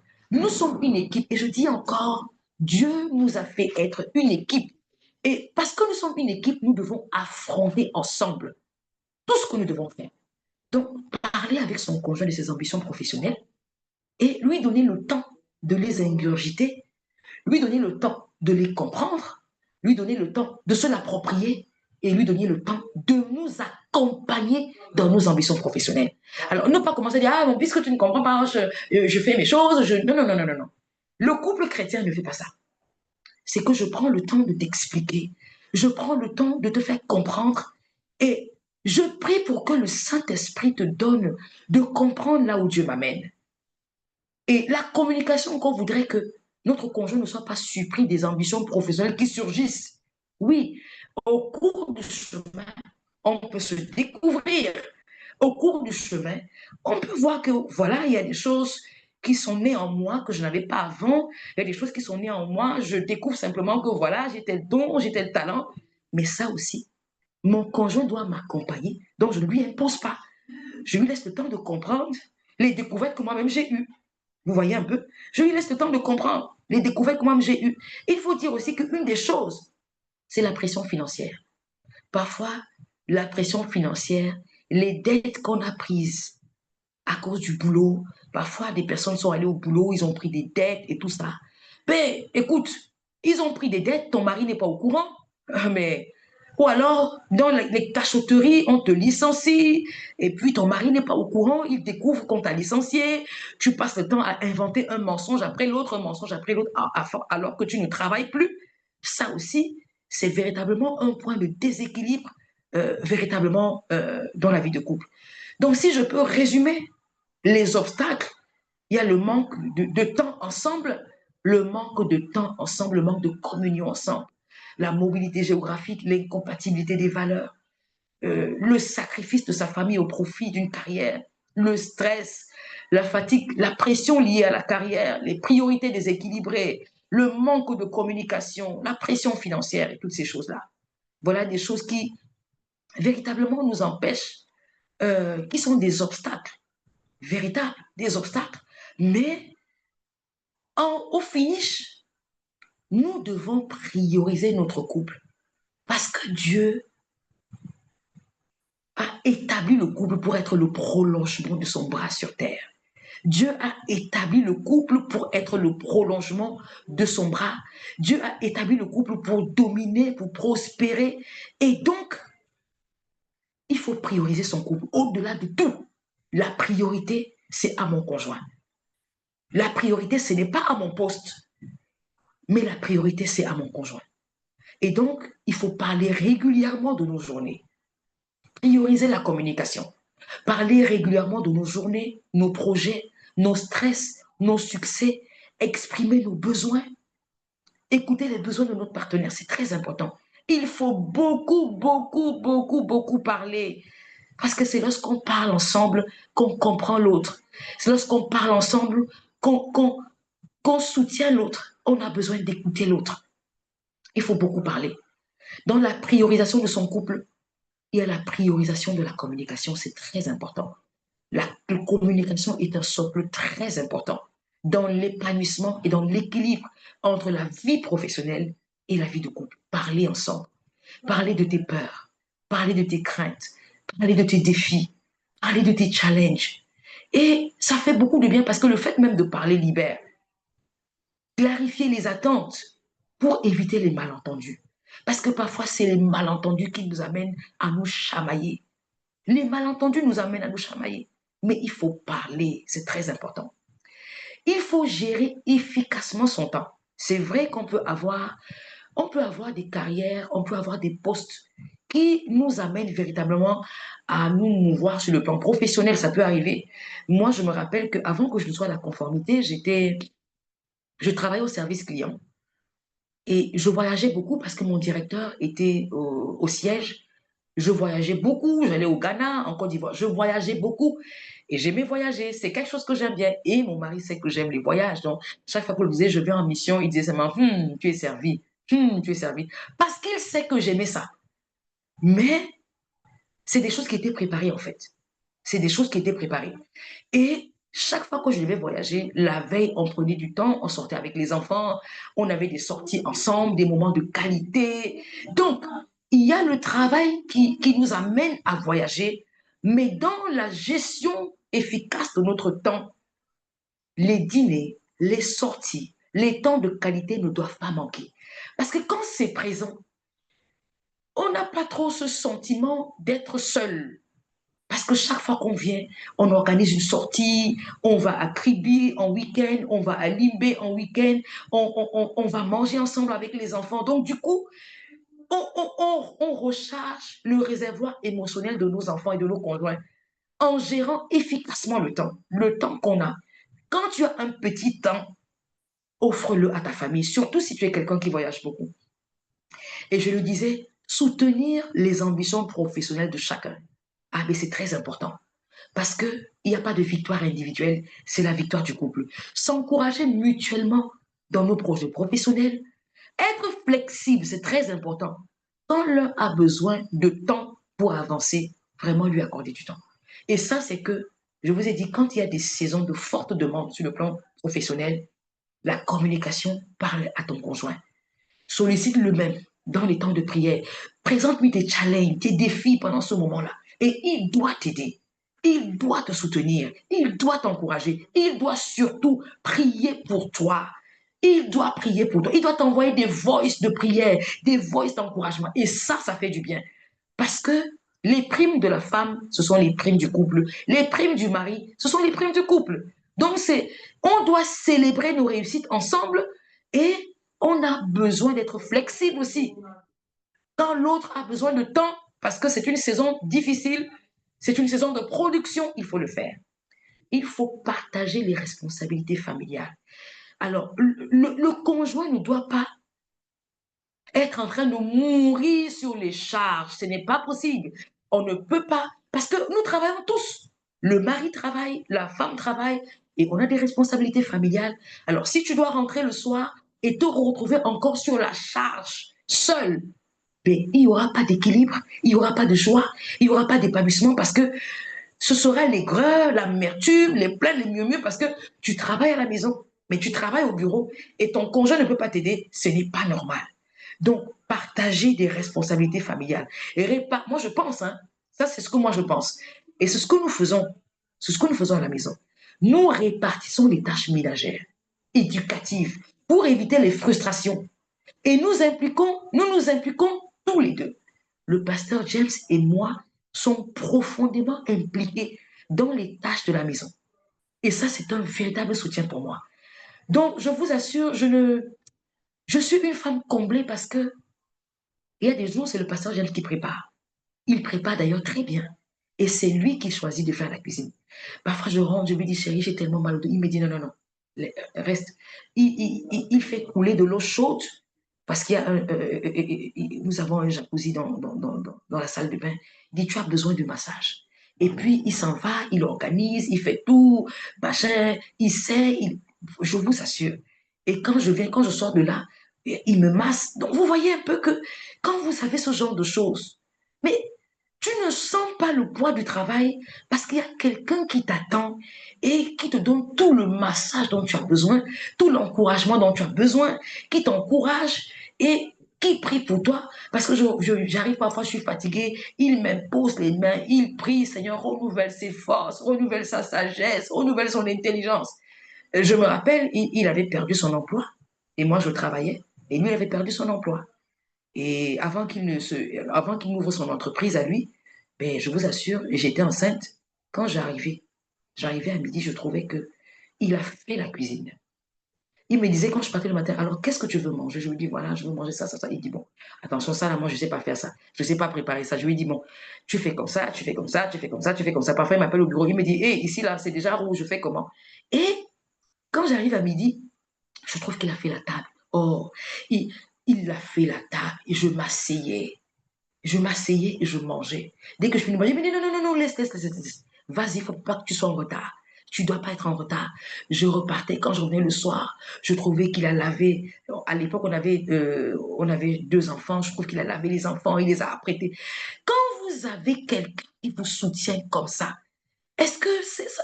Mais vous êtes à l'aise. Donc, on doit se répartir les responsabilités familiales.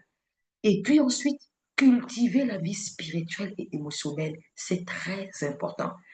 Nous devons prendre du temps. Prenez du temps pour des moments spirituels, des moments méditatifs ensemble, prière, méditation. Renforcer cette connexion émotionnelle, des gestes d'affection, de gratitude, d'encouragement. Ça fait que quand je rentrais, je me dis que, oh Seigneur, je lui disais, chérie, je bénis le Seigneur parce que tu es là. Merci d'exister. Tu es ma joie. Tu es mon épanouissement. Je lui disais, chérie, je suis tellement contente de t'avoir. Je suis privilégiée de t'avoir. Tu es le meilleur mari. Qu'est-ce que je peux faire sans toi? Parfois, j'étais tellement reconnaissante et je pouvais pleurer quand je venais voir la maison. Waouh! La maison en ordre, tout est propre, la cuisine est propre, et il a fait la table, et il te dit, tu veux manger? Non, mais c'est pas possible. Mais parfois, je pleurais de joie pour lui dire, chérie, tu es merveilleux, tu es excellent. Mais ça aussi, c'est important. Cultiver la vie émotionnelle quand votre mari fait des choses qui sont bien. Ne passez pas le temps à vous plaindre et à murmurer. Reconnaissez qu'il a fait quelque chose de bien. Donc, cette vie spirituelle, priez ensemble pour vos vies professionnelles. Priez ensemble pour vos projets professionnels. Priez ensemble pour vos challenges professionnels. Priez ensemble et vous faire beaucoup de bien. Les câlins sont importants, les paroles valorisantes, les temps de qualité. Ça nous amène véritablement à cultiver cette vie spirituelle et émotionnelle. Et gérer ce stress professionnel. Il faut apprendre à décompresser. Le sport, aller faire du sport ensemble. Vraiment, c'est important. Les samedis, nous faisons du sport ensemble. Mon mari et moi, nous faisons du sport ensemble. On marche. Lui, c'est un très grand sportif. On marche, on court. Et quand j'ai pris quelques kilos, il me dit, chérie, tu as pris quelques kilos. Vraiment, ta position assise. Vous savez, parfois, je suis au bureau comme ça, il m'appelle. Il me dit, chérie, je t'appelle pour te demander de te lever et de marcher. Je suis sûre que tu es assise depuis des heures au bureau.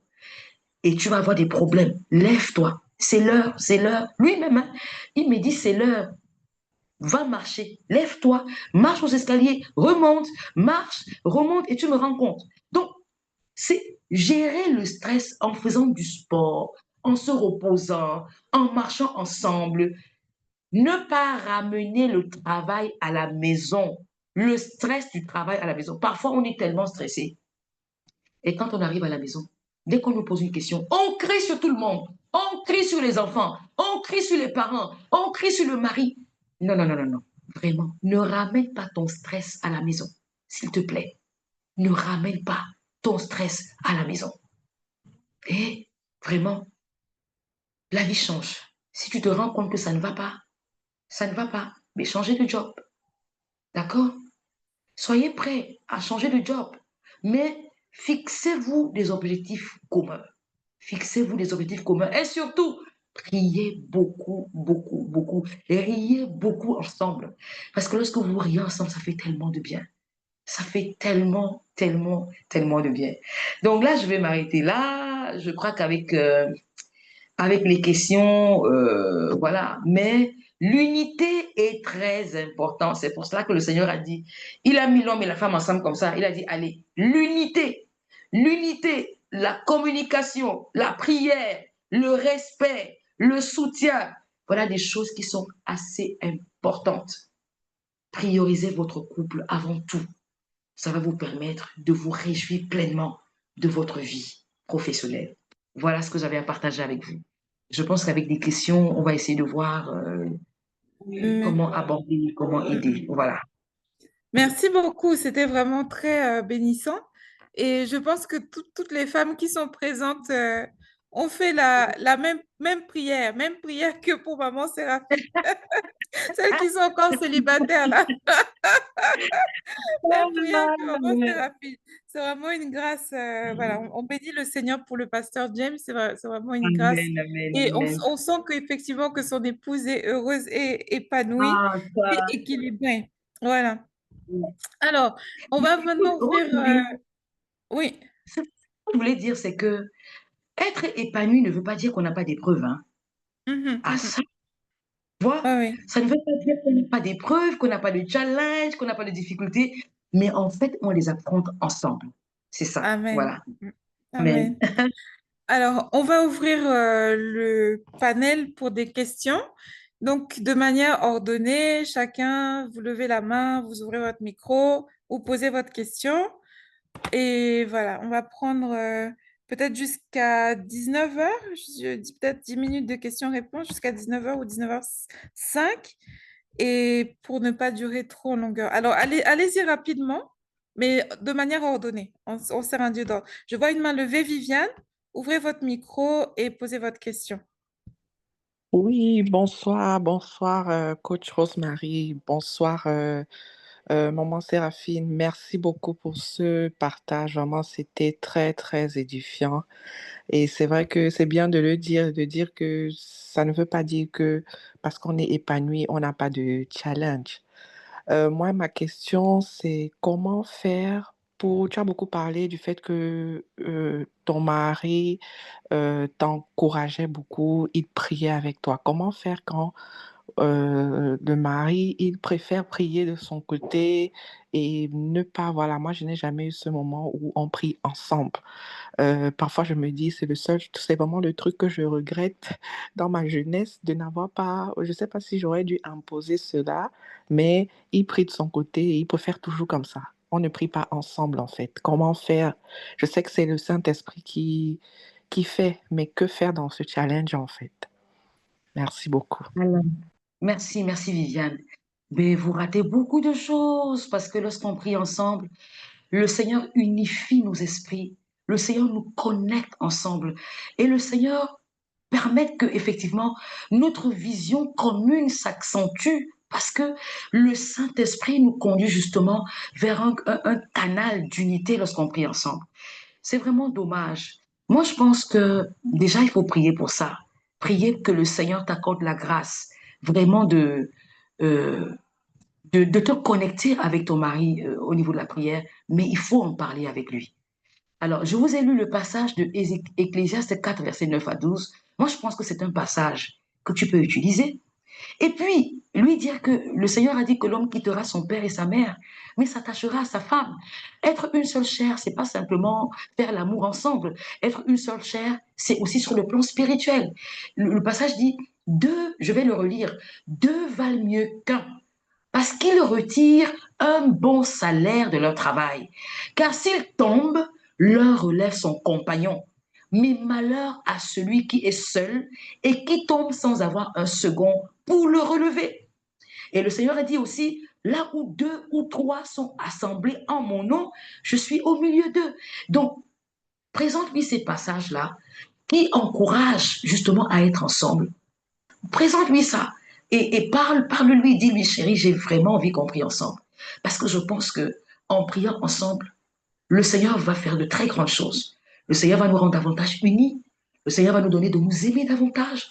Le Seigneur va nous donner la force de combattre les plans de l'ennemi. Le Seigneur va nous permettre véritablement d'affronter nos challenges et nos défis ensemble. Le Seigneur va nous permettre de nous comprendre mutuellement parce que, en fait, le fait de prier ensemble vous unifie, mais vous fortifie ensemble pour affronter l'ennemi. Et c'est pour ça qu'on dit, dans le verset suivant, on dit, de même si deux couchent ensemble, ils auront chaud. Mais celui qui est seul, comment aura-t-il chaud? Et si quelqu'un est plus fort qu'un seul, les deux peuvent lui résister et la corde à trois brins ne se rompt pas. Ça veut dire qu'à deux, vous résistez à l'ennemi. D'accord? Et dans le projet de Dieu pour le mariage, il a mis l'homme et la femme. La Bible dit que l'homme et la femme étaient ensemble. Dieu les bénit et Dieu leur dit, allez. Donc, il y a cette unité. Dieu a envoyé le couple et Dieu travaille toujours avec le couple. Toujours. Les véritables couples de la Bible, Dieu travaille toujours avec le couple. Donc, moi, je pense que prie pour ça déjà. Prie que le Saint-Esprit permette, que le Saint-Esprit le convainc de ça, mais aussi propose de lui. Propose de lui. Et aussi, à des moments, quand tu veux prier, invite-le, tu dis, chérie, est-ce qu'on peut prier ensemble? Puis tu viens, tu t'assois à côté de lui, tu arrêtes ses mains. Est-ce qu'on peut prier ensemble, s'il te plaît?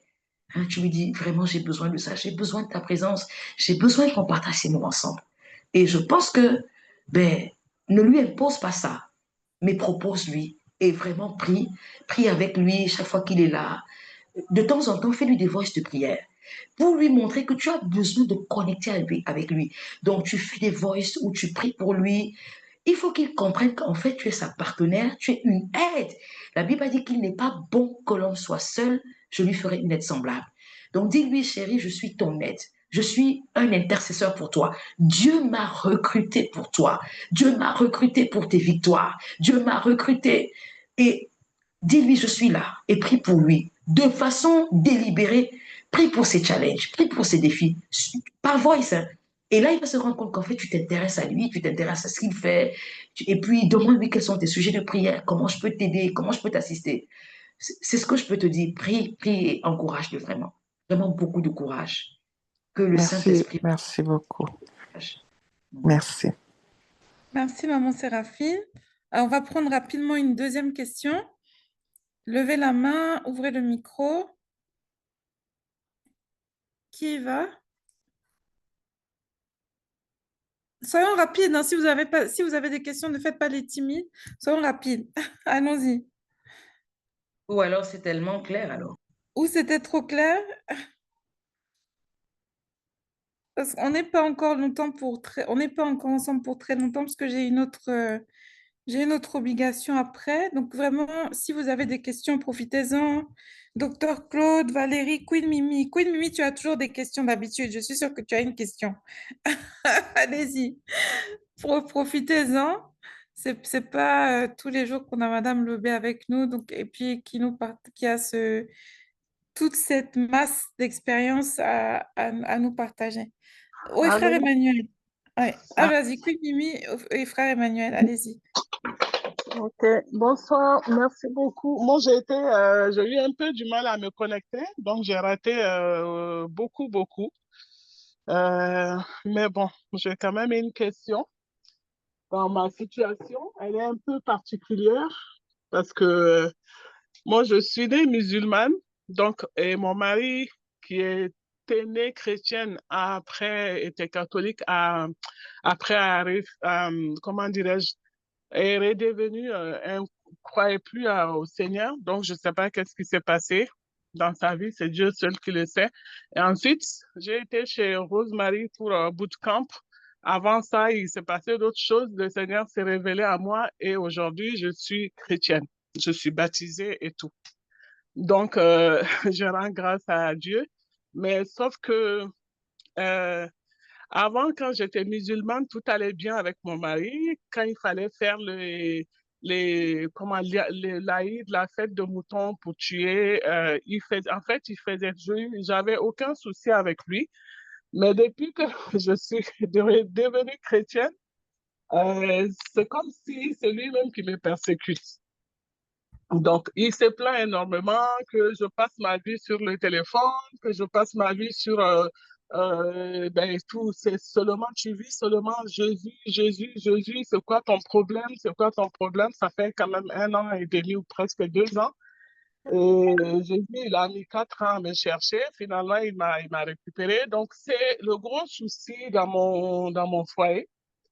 Euh, je ne sais pas comment je peux dire. Comment, dans ces cas-là, qu'est-ce qu'il faut faire? Parce que du coup, moi, je suis croyante. Lui, il est plus croyant. Donc, c'est vrai que j'ai entendu un peu à la fin quand vous expliquez comment on fait avec les maris et tout ça. Mais dans ma situation, comment je peux faire? Il croit pas en Dieu. Moi, je suis revenue dans une autre religion où le Seigneur m'utilise puissamment. Je vois les grâces de Dieu. Je vois. Donc, maintenant, c'est la chose qui me freine. Ça me freine dans mon appel, ça me freine à énormément de choses. Donc, j'aimerais avoir un peu, avec votre énorme expérience, des conseils. Je ne sais pas, c'est ça qui est un peu difficile dans ma situation. Merci. D'accord, Mimi.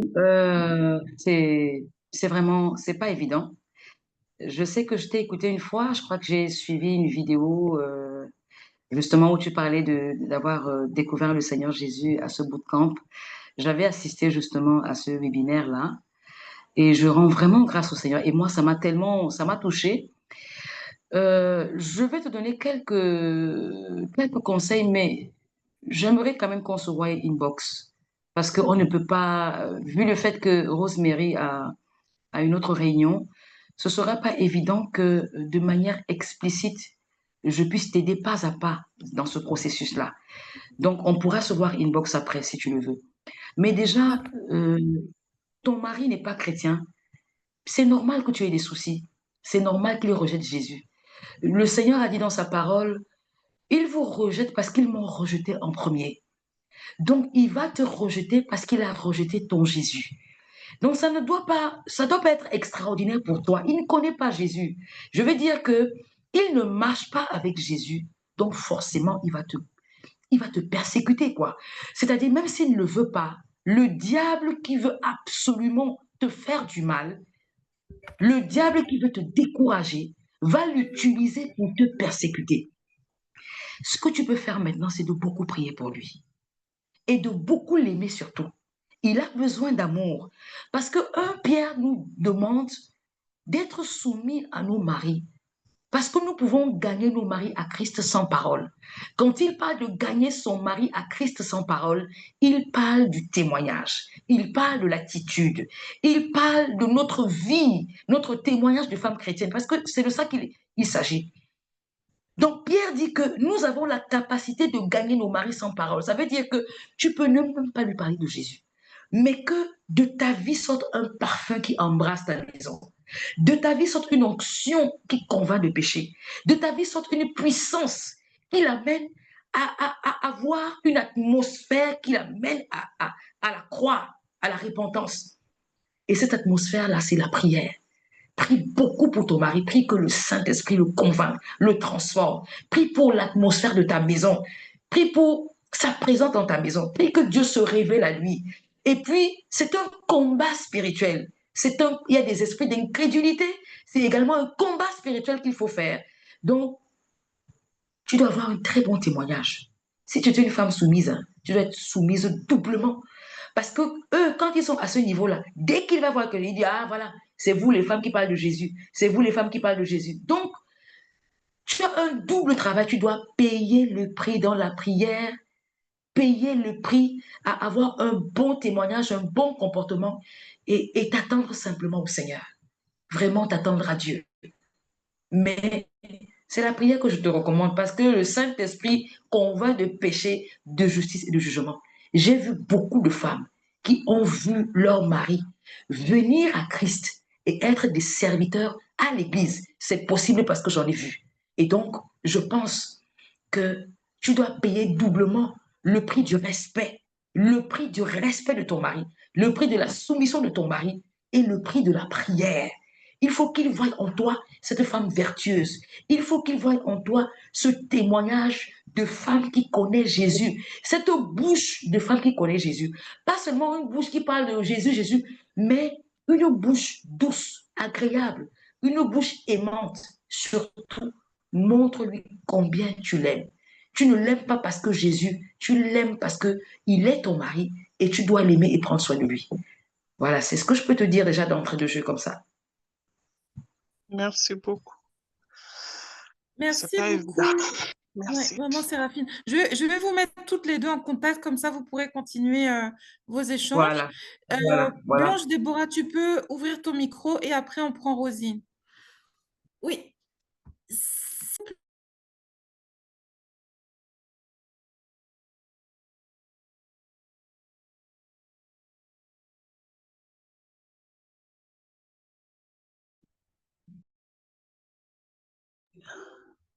Bonsoir, bonsoir tout le monde. Je voulais poser la question à maman Louise. Enfin, je suis célibataire. J'étais dans un cheminement qui n'a pas marché. À propos de ce qu'on doit discuter, le travail, les talents et les dons dans le foyer. Pour les dons et les talents qu'on découvre dans le couple, on le discute dans le couple. Mais pour les dons et les talents qu'on connaît déjà, est-ce qu'on doit en parler pendant le cheminement, pendant les fiançailles, ou bien on attend dans le couple, on va on va tout parler? Parce que moi, dans le cheminement qui n'a pas marché, moi, j'avais, dans les échanges, j'avais bien, avec ma vision de carrière, donc j'avais bien communiqué, partagé ma vision de carrière, mais apparemment, mon interlocuteur avait une autre vision de carrière, n'est-ce pas? Voilà, Et même c'est ça. dans sa vision à lui de carrière, quand je partageais la mienne, pour lui, au fait, ma vision, peu importe ma vision de carrière, peu importe où je voulais aller, plutôt je veux aller dans ma carrière professionnelle, je me devais, et je cite son expression, même si tu as une grande vision de carrière, même si tu vas devenir ministre, au fait, si je t'épouse, tu vas souffrir dans le sens où il disait, Mhm. tu vas préparer tous les jours, tu feras ci tous les jours, comme il y aura pas d'aide, il n'y aura pas de bonne, parce que je mange pas la nourriture, je ne mangerai pas la nourriture de la bonne, je ne ferai pas ceci de la bonne, on ne pourra pas repasser chez la bonne, on pourra pas. J'avais comme l'impression que je deviendrais esclave de quelqu'un. D'où je veux savoir, au fait, ces visions de carrière se partagent dès le départ, pendant le cheminement, alors que vous avez pris l'engagement d'avancer, ou bien on attend juste dans le couple. Alors, Juste, merci Blanche. excusez-moi, maman Séraphine, juste avant de donner la réponse, je suis vraiment obligée de vous quitter, mais le Zoom continue. Je vous laisse entre les mains du frère Emmanuel, qui est notre admin et puis qui est D'accord, évangéliste aussi, pour d'accord, continuer à animer les débats. Voilà. Donc, je d'accord. vous dis merci beaucoup et puis Merci aussi. voilà, à prochainement. Bonne soirée. Ouais. Bonne soirée, Rose. Alors, Blanche, ça se discute avant. Déjà, quand j'entends ce que tu dis, mais ça veut dire qu'il te voulait, en fait, il ne t'aimait pas.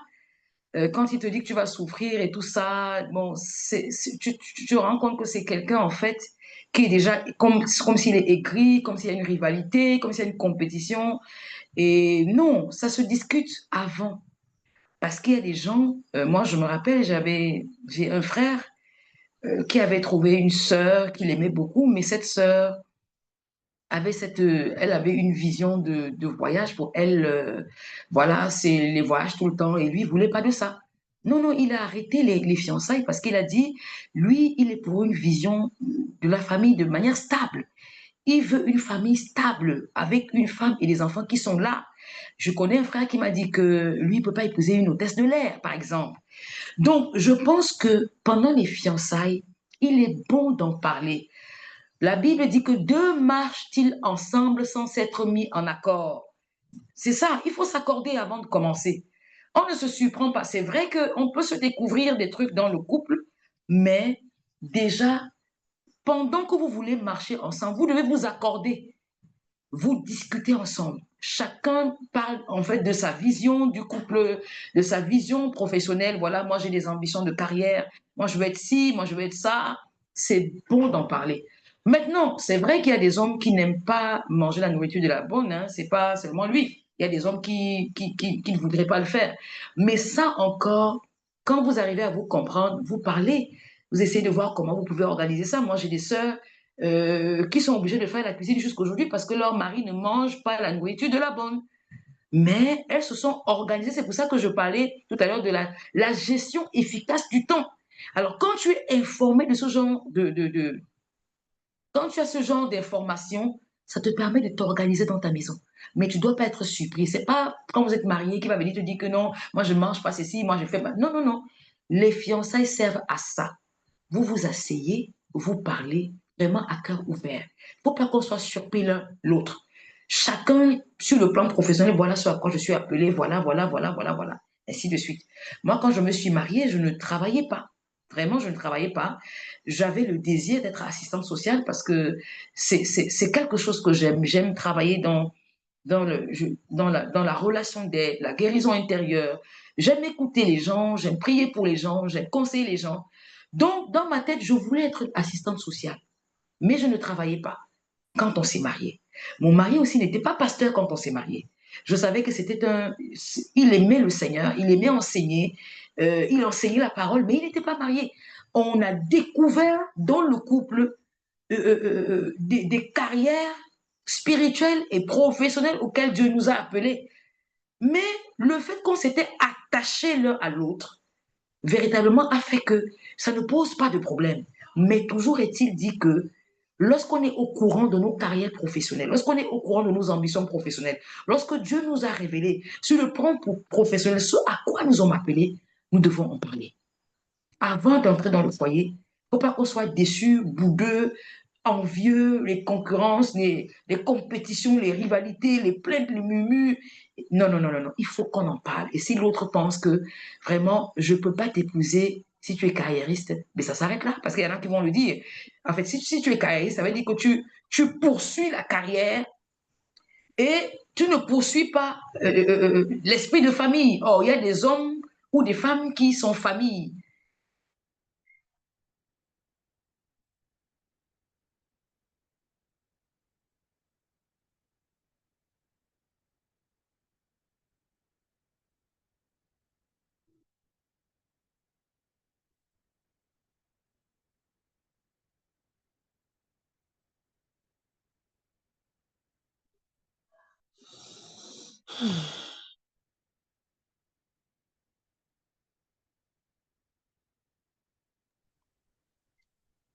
Lila vient bloquer.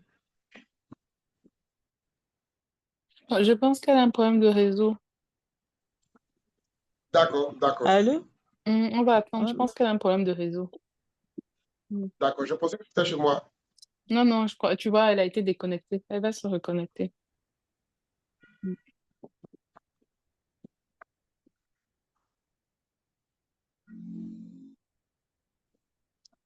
Le temps qu'elle se reconnecte, n'hésitons surtout pas à lui poser toutes les questions. On a encore 5 minutes. Le temps qu'elle termine la réponse pour prendre encore des questions, on a encore 5 minutes devant nous. Donc, n'hésitons surtout pas à lui poser toutes nos questions. J'ai coutume de dire qu'il n'y a pas de questions bêtes, il n'y a pas de questions qui n'ont pas de sens. Donc, partageons-lui également nos préoccupations et par la grâce de Dieu, elle saura vraiment bien nous répondre, nous orienter. On attend qu'elle arrive.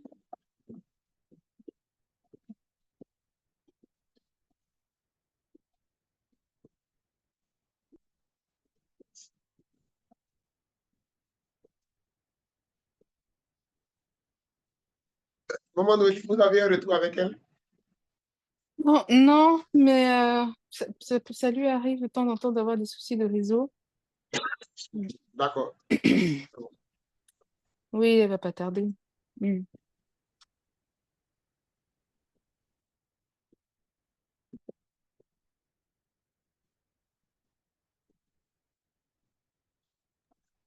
Père Emmanuel, peut-être que tu peux nous partager comment toi tu l'as perçu en tant qu'homme dans cette Ah, mais séance. comment? Peut-être que tu peux nous partager comment toi tu l'as perçu en tant qu'homme dans cette séance. Ah oui, c'était super. Oh, j'ai appris beaucoup de choses. Bon, des choses que je savais déjà, ça m'a conforté, surtout par rapport à la conduite de son époux. C'est ce qu'il faut faire en fait quand on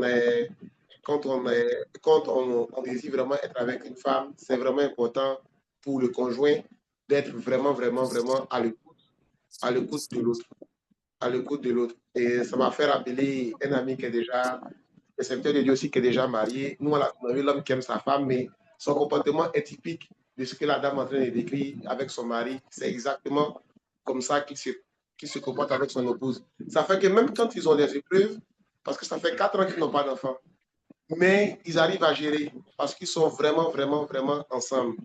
Ils sont vraiment, vraiment ensemble. Ils ont fait ce choix d'être ensemble. Mais par contre, ils ont fait ce choix également de ne pas accepter le poste à l'étranger qui va les séparer ou dans une autre ville.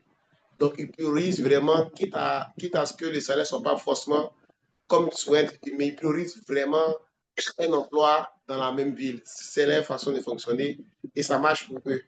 Ça marche pour eux. Ça les permet de ne pas être déconnectés et tout, en fait.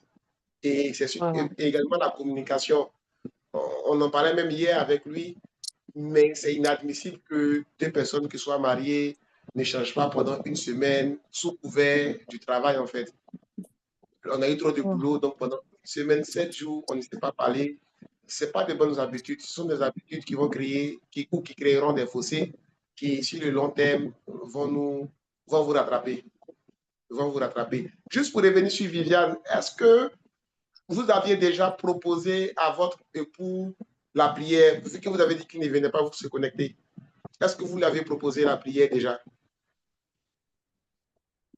Vous avez dit que votre mari préfère prier de son côté à part. J'avais à cœur de vous demander même après, est-ce que vous avez déjà essayé de l'inviter à la prier ensemble? Et c'était quoi sa Oui, réaction? oui, je l'avais déjà fait même très, très tôt, dès le début, même avant de se marier.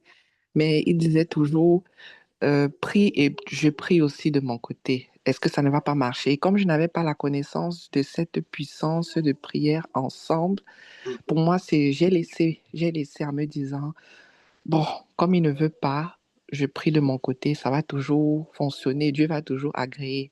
Mais je comprends avec les enseignements depuis quelques années maintenant, moins de 2 ans, que c'est quelque chose que j'aurais dû me mettre en prière, même avant de se marier, même durant les fiançailles. Donc ça a toujours été comme ça. Ça a toujours été comme ça. D'accord. Mais après, il n'est pas tard, hein, il n'est jamais tard pour bien faire. Donc, c'est à vous maintenant, par des petites stratégies, de l'amener à. On dit toujours qu'il n'y a pas de mauvaise réponse, il n'y a que de l'information. Donc, revoyez aussi la façon dont vous êtes allé vers lui, utilisez d'autres méthodes. S'il aime la louange, vous pouvez lui partager souvent des cantiques de louange. S'il aime l'adoration, vous pouvez lui partager par moments des cantiques d'adoration pour voir comment il réagit. Juste le temps de créer, juste pour créer cette connexion entre vous, en fait, pour que vous puissiez vous asseoir ensemble et prier. Mais vous priez dans la même communauté? Oui, oui, nous prions dans la même communauté. D'accord, d'accord. Donc, essayez ça également. Voyez ce qu'il aime dans la présence de Dieu. Voyez ce à quoi il est sensible. Et puis, bah, essayez d'être sensible aussi à ça pour justement l'amener à peut-être se dire qu'il est important également pour lui de prier avec vous. Commencez par ça, les petits jeux de mots. Commencez par ça, les artistes, ses artistes préférés en termes de chant et tout. Commencez à lui partager souvent. Commencez à les titiller avec ça souvent pour voir comment est-ce qu'il réagit. Et puis, au fur et à mesure, vous allez connecter. Vous allez connecter. Frère D'accord, merci. Emmanuel, Et puis, priez frère également pour Emmanuel. comprendre, dans votre temps de prière, priez pour comprendre réellement où se situe le blocage. Parce que si vous priez ensemble dans la même église, il n'y a vraiment pas de raison pour lesquelles ils n'accepteraient pas de prier avec vous. Surtout que vous parlez ensemble pour tout ce qui concerne la maison. Donc, essayez également de voir du côté du Saint-Esprit et prier ensemble pour comprendre et prier, demander à Dieu de vous révéler ce qui se passe, qui l'empêche. Si c'est quelque chose en vous, si c'est quelque chose dans votre environnement, je pense que Dieu vous fera grâce de vous les révéler en fait, afin que vous puissiez vraiment connecter ensemble. Mais tout ce qu'on dit, nous, aux nouveaux couples, ou même jeunes ou vieux, des personnes qui, dès que personnes se mettre ensemble, c'est de prier une fois par semaine ensemble. Une fille te plaît, un homme te plaît, tu veux marcher avec lui.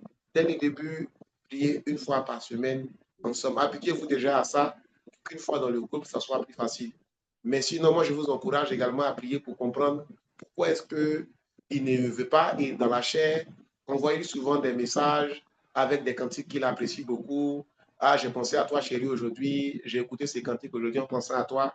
Ça va l'amener à, ça va l'amener à se découvrir, à s'ouvrir un peu plus avec vous. Amen. Oui, dites-moi. Amen, merci frère.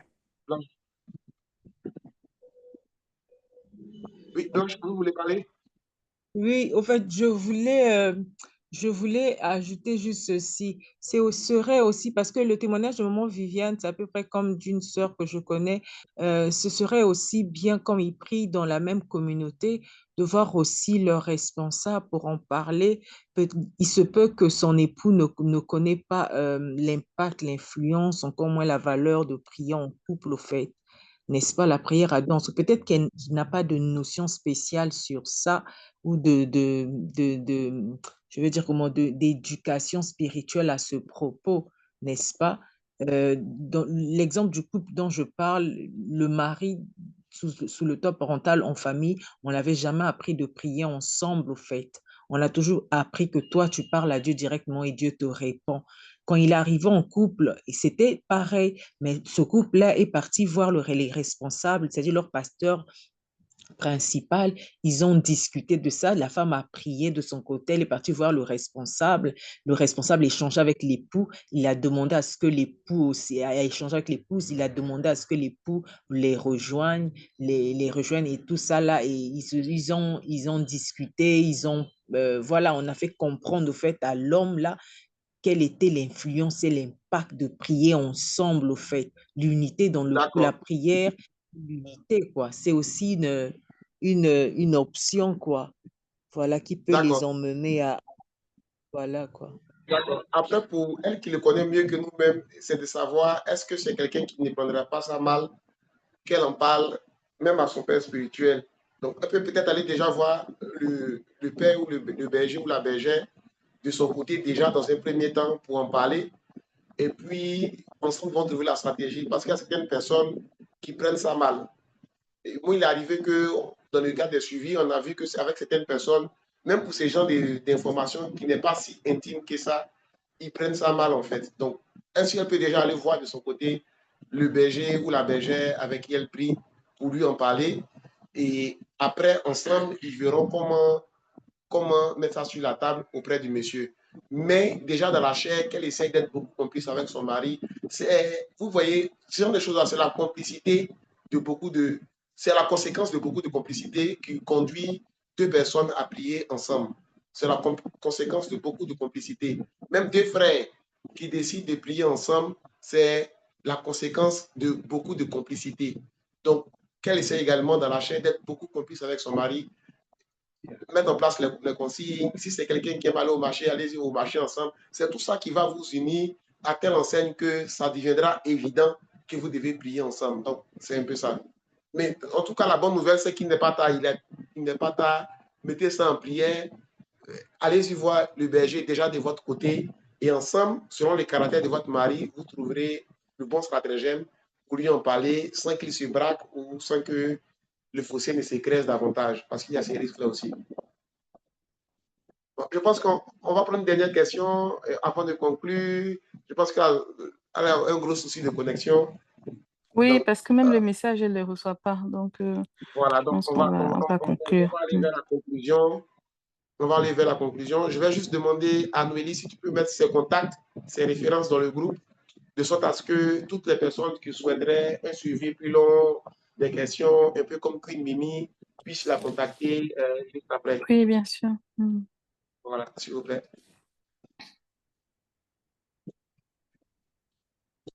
Après, juste informer que dans 15 minutes, pour ceux qui ne sont pas sur notre plateforme, on aura un grand temps de témoignage, le temps que Noélie mette ses références, on aura un grand temps de témoignage avec la coach elle-même qui est passée par beaucoup de situations d'épreuves et vraiment, par la grâce du Seigneur Jésus-Christ, elle a eu la victoire.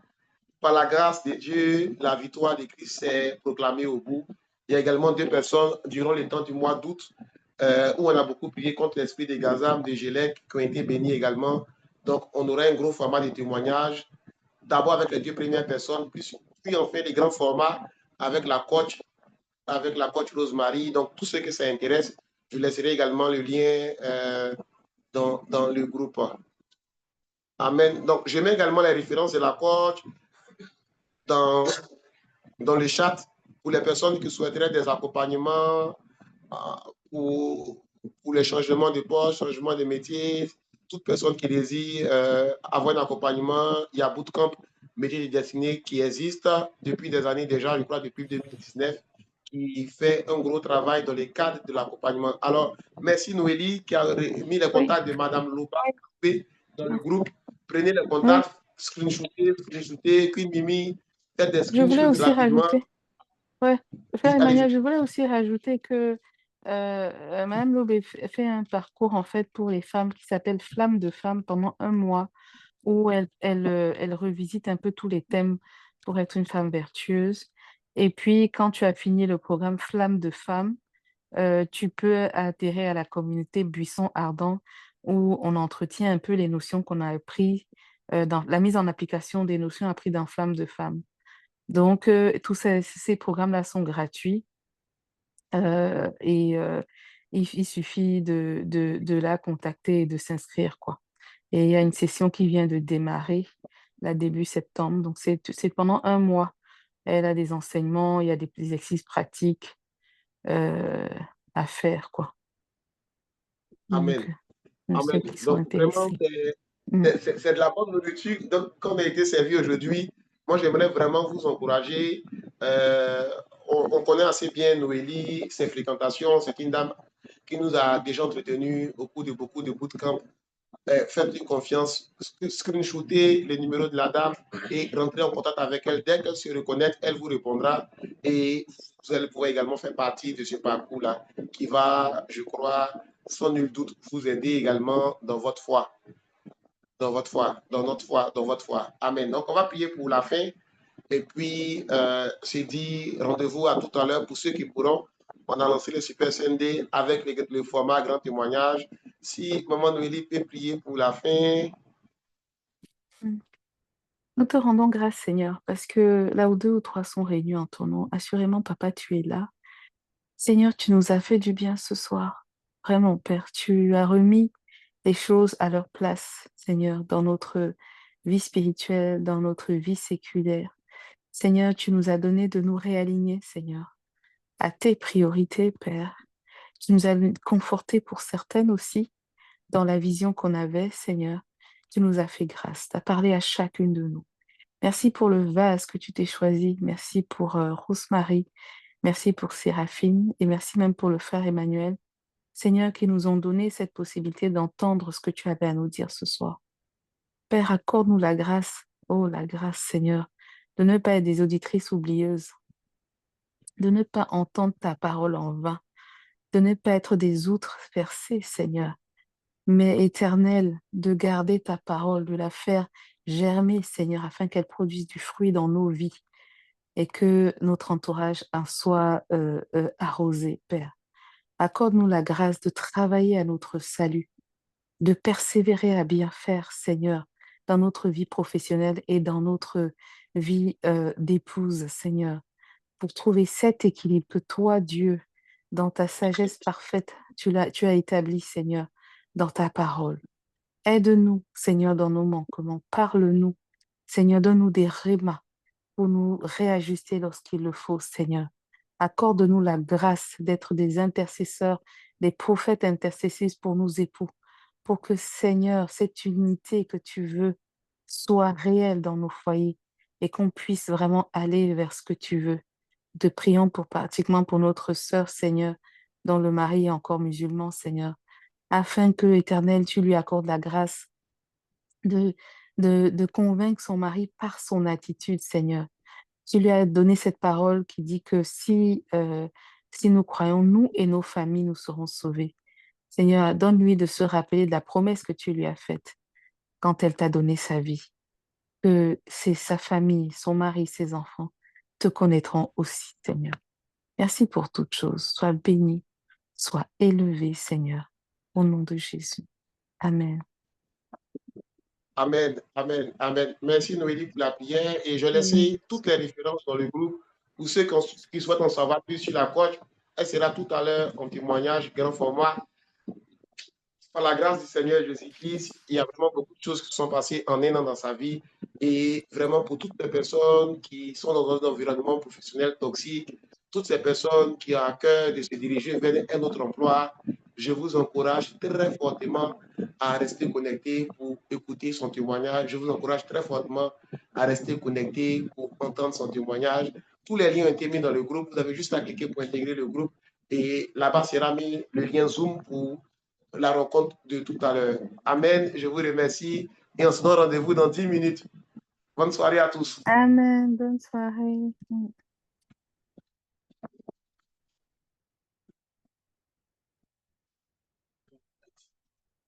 Et nous, encore.